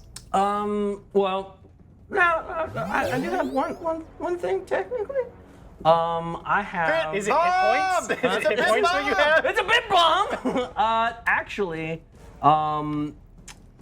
once per day, Yes. you would be reduced to hero hit points, but not immediately killed. I have what's called Orc Ferocity. Okay. Ferociousness runs through my blood. I avoid being knocked out and remain at 1 hit point, and my Okay. wounded condition increases by 1. Okay, so you're wounded 1, and you have 1 hit point, and you like you can see your vision is swimming. Everything you feel say things swimming? like popping out of your joint. Like it's so bad. You say swimming, and this is oh my god, this is exactly how Thorn went down on the final episode of VANTAM, multiple year with a bite, but it was bleed damage, so Now and that would knock me down to 0, but I only have 1 action left, and it sees you standing there, so it's gonna use its last action. Can to I bite use you. a free action to just scream, "Hey, over here!" That wouldn't be. So creating a distraction like that wouldn't be for free, and it wouldn't be a reaction. She's over there. So it's gonna Thanks. try to bite you, Thorn. Well, I'll use it. 21. you know what, Jim? If I didn't have Clumsy, yeah. Wait. Hello? Now there Oh, it is. that's a hero point. There, Reroll it, and you Jim. can force me to Yes, reroll. reroll it, Like a Jim. 28. Now let's see if this bites you, Reroll it, Jim. or if it saves you. Yeah, I'll roll a hero. It's a hero point. It's a I hero gotta point. do It's it going in to the box.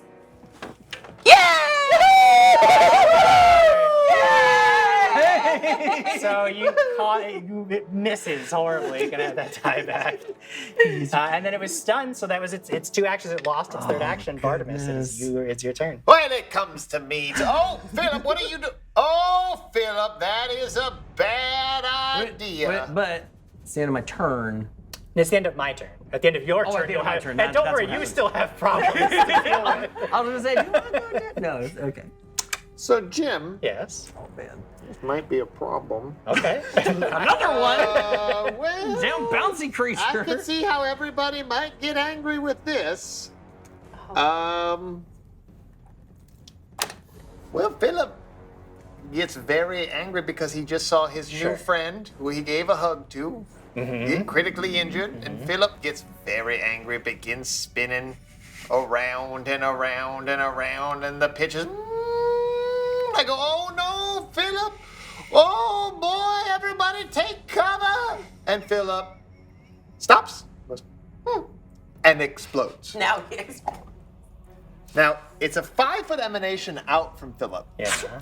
It's GM's discretion if that 5 feet encompasses him. I or would say not. that without moving, that would, that's gonna hit. Philip doesn't have more moves. I than that. understand the Wait. predicament you're in. Yes, he does. If I take 2 of my actions. Yeah, okay, I take 2 of my actions, and I say, well, Philip, at least back up, at least back up. Philip's like, and Philip goes, and then explodes back there. Okay. Then you can get him, because that would have, because you're wounded, you would have immediately gone to dying too, and you're taking persistent, like, you almost certainly would die. Oh no. So that is a save for you, Save friends. for me. Oh man. That's a dirty 20. I think it's a basic reflex. Okay, fine, dirty 20. So I think you're still taking some damage. Yeah, we have. Now, does my overdrive impact this? I don't think so. I mean, it should. Oh my gosh. After all that. Look at this, Jim. Oh dear. You get sneak Eight. Good. 8 points of damage. explosion Takes damage. 4 points of fire damage. You would have not only not killed this creature, but you would have almost certainly killed Thorn. yeah, exactly. because in fire damage, I take Oh yeah, 5 you're extra actually fire weak against damage fire. for Oh my gosh. persistent. So this Holy thing crap! gets You would have killed him. Oh my god! scorched. I As say- Philip does. You still have 1 action. Yeah, I say, left. oh, Man. just get out of here, thing. And because I'm not near him, right? Barnabas is not. I would say next that, to yeah, him. you're back a little bit because Yeah, and I you say, have well, the just reach. get Yeah. back out of here, creature. And I attempt to slash it with Okay. my slashy scarf. How bad is he looking? Come on, roll the dice. Okay. That's fine. All right. 26. 26 is a hit. That does it. All right, and with the scarf, I do this damage here. Wait, no, I want to use these two. Okay. Very important. Yeah, that was good. 8 plus 2 is 10 points 10 of points of slashing damage, slashing damage, and this is enough. You come down with the bladed scarf, and the edge of the blade thunks into the creature, and you rake it back and rip open this hole, and the creature is trying to eat Go Thorn's leg, down. and it spasms and just dies. Thank It's God. dead. Oh, I did it! However, Oh. you take, you're still burning from the acid. You take 6 points of acid damage. Yeah, I did have a question about that. Sure. I noticed you had him roll a flat? Do I roll a flat check? To see if that does it? Every Oh, round. I never rolled the Okay, first well, round. roll for your a first flat one then, check. yeah, and we'll see. Because then you won't take this 6 if you get a good number. No, that was a bad number. Okay, so you I do took take the the 6, and now roll another flat check for Yes, this round. I understand. Nope. So Sure. I'm just taking more, correct? Unless I take actions to put it out. Yeah, you can Everyone's try to bubbling. scrape the acid And out. Great, I'm gonna take Everyone's actions. hurting. To It'll be on the put next it round. out. Oh, but God. you have to deal because Thorn's turn is actually going to be really important. Sure. Thorn, the creature is dead, but you are bleeding profusely. You're woozy on your feet, and you're still burnt. Your flesh is still eating away. I reach down in my pouch and I pull out a bottle. And Okay. I open it up and I drink it. It's an elixir of life minor. Okay. So it gives me a d6 plus 1 hit points. Back. Okay. 3 hit points. Okay. Better than nothing. And then So that was 2 actions because you pulled the bottle, Yeah. you drank it, you have 1 action. and I left. want to try to wipe some of Just this wipe some acid stuff. Okay, off. Yeah. so now the flat check to end the persistent damage is going to decrease by 5, so it's a DC 10 flat check, but you're still going to burn this round. Okay. So the first thing, you take 6 points of acid damage. 13. Okay. But you take 6 points of acid damage And that- first. Takes me down. So you go down, and you are wounded. So now you go down to dying 2. But you're no longer burning. But you're dying. You guys watch as Thorn, he drinks something, and you see the wound start to close, and he's trying to scrape this bubbling goo off of him, and he's mostly successful. Good. And then he looks at you, Hava, and he just collapses face first onto the floor. Totally fine. I've never been through this situation before. Hava, what do you do? I immediately run over to him Okay. and I start taking out a small, not an official kit, Okay. but gauze.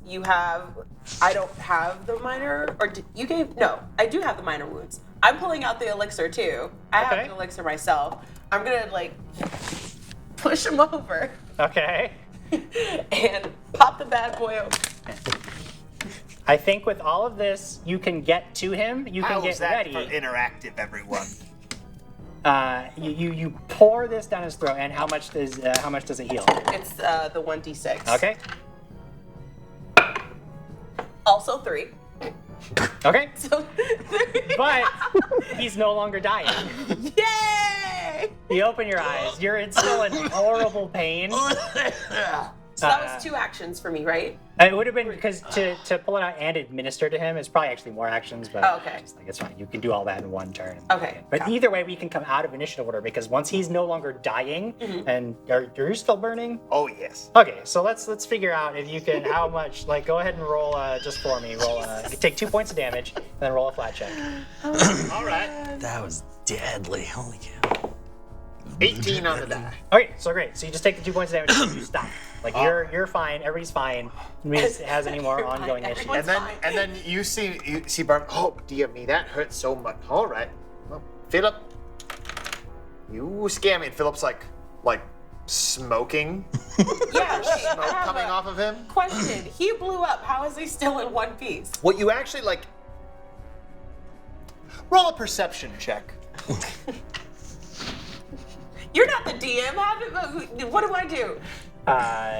Think of it less like an explosion and more like a car backfiring. I just want. Where there's like a belch of smoke and flame, but he doesn't like fly into pieces. He's like a grenade. Okay. You almost had me there. I wanted to describe what you saw, and it would have been different depending on what you saw. All right. Well, anyways, I say, yes. All right. I reach into my pouch and I pull out another one of those jars full of the things. I say, all right, Thorn, let's do this. You take care of yourself, right? You have acid though, like you. Oh yeah, he looks terrible. Here we go. I shake it up and I say, and then I grab the knife. And you just see me walking towards you with this jar full of these creatures. How about I take care of him? I take care of him, and you take care of yourself. Okay? I got this. Okay. Whack! Stab myself. Slice! Touch you, know that, right? It's fine. And I just want to do use my medicine. Sure, skills. if you have that, you can roll out. As Thornton comes to as well, you just hear him say, he's just like, Mackie, bud, is that you? That's gonna be 22. Sure, that is a success. So you restore 2d8 points of hit points to him.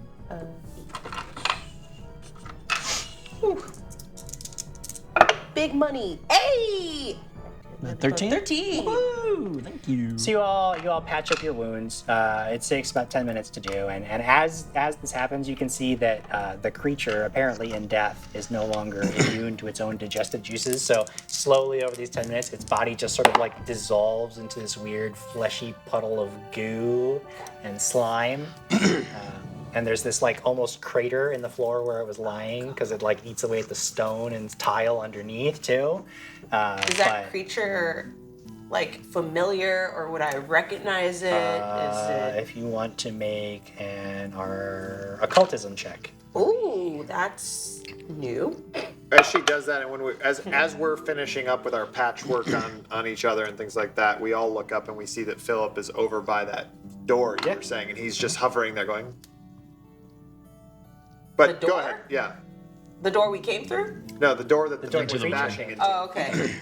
It's 18. 18. You're not really sure. This is a weird, like, So this is weird, different. aberrant creature. You're not sure what's going on. Maybe it was just some sort of mutant beast that was created by the magic or something. Like, who knows? There's all kinds of weird things stalking the streets these days. Could be anything. I'll get a sample of it. Sure. You want Arcana or? You can easily just get a sample. Like, doesn't really require a check. Oh, was that Arcana that she rolled though? That was occultism. Occultism, though too. While I'm collecting it.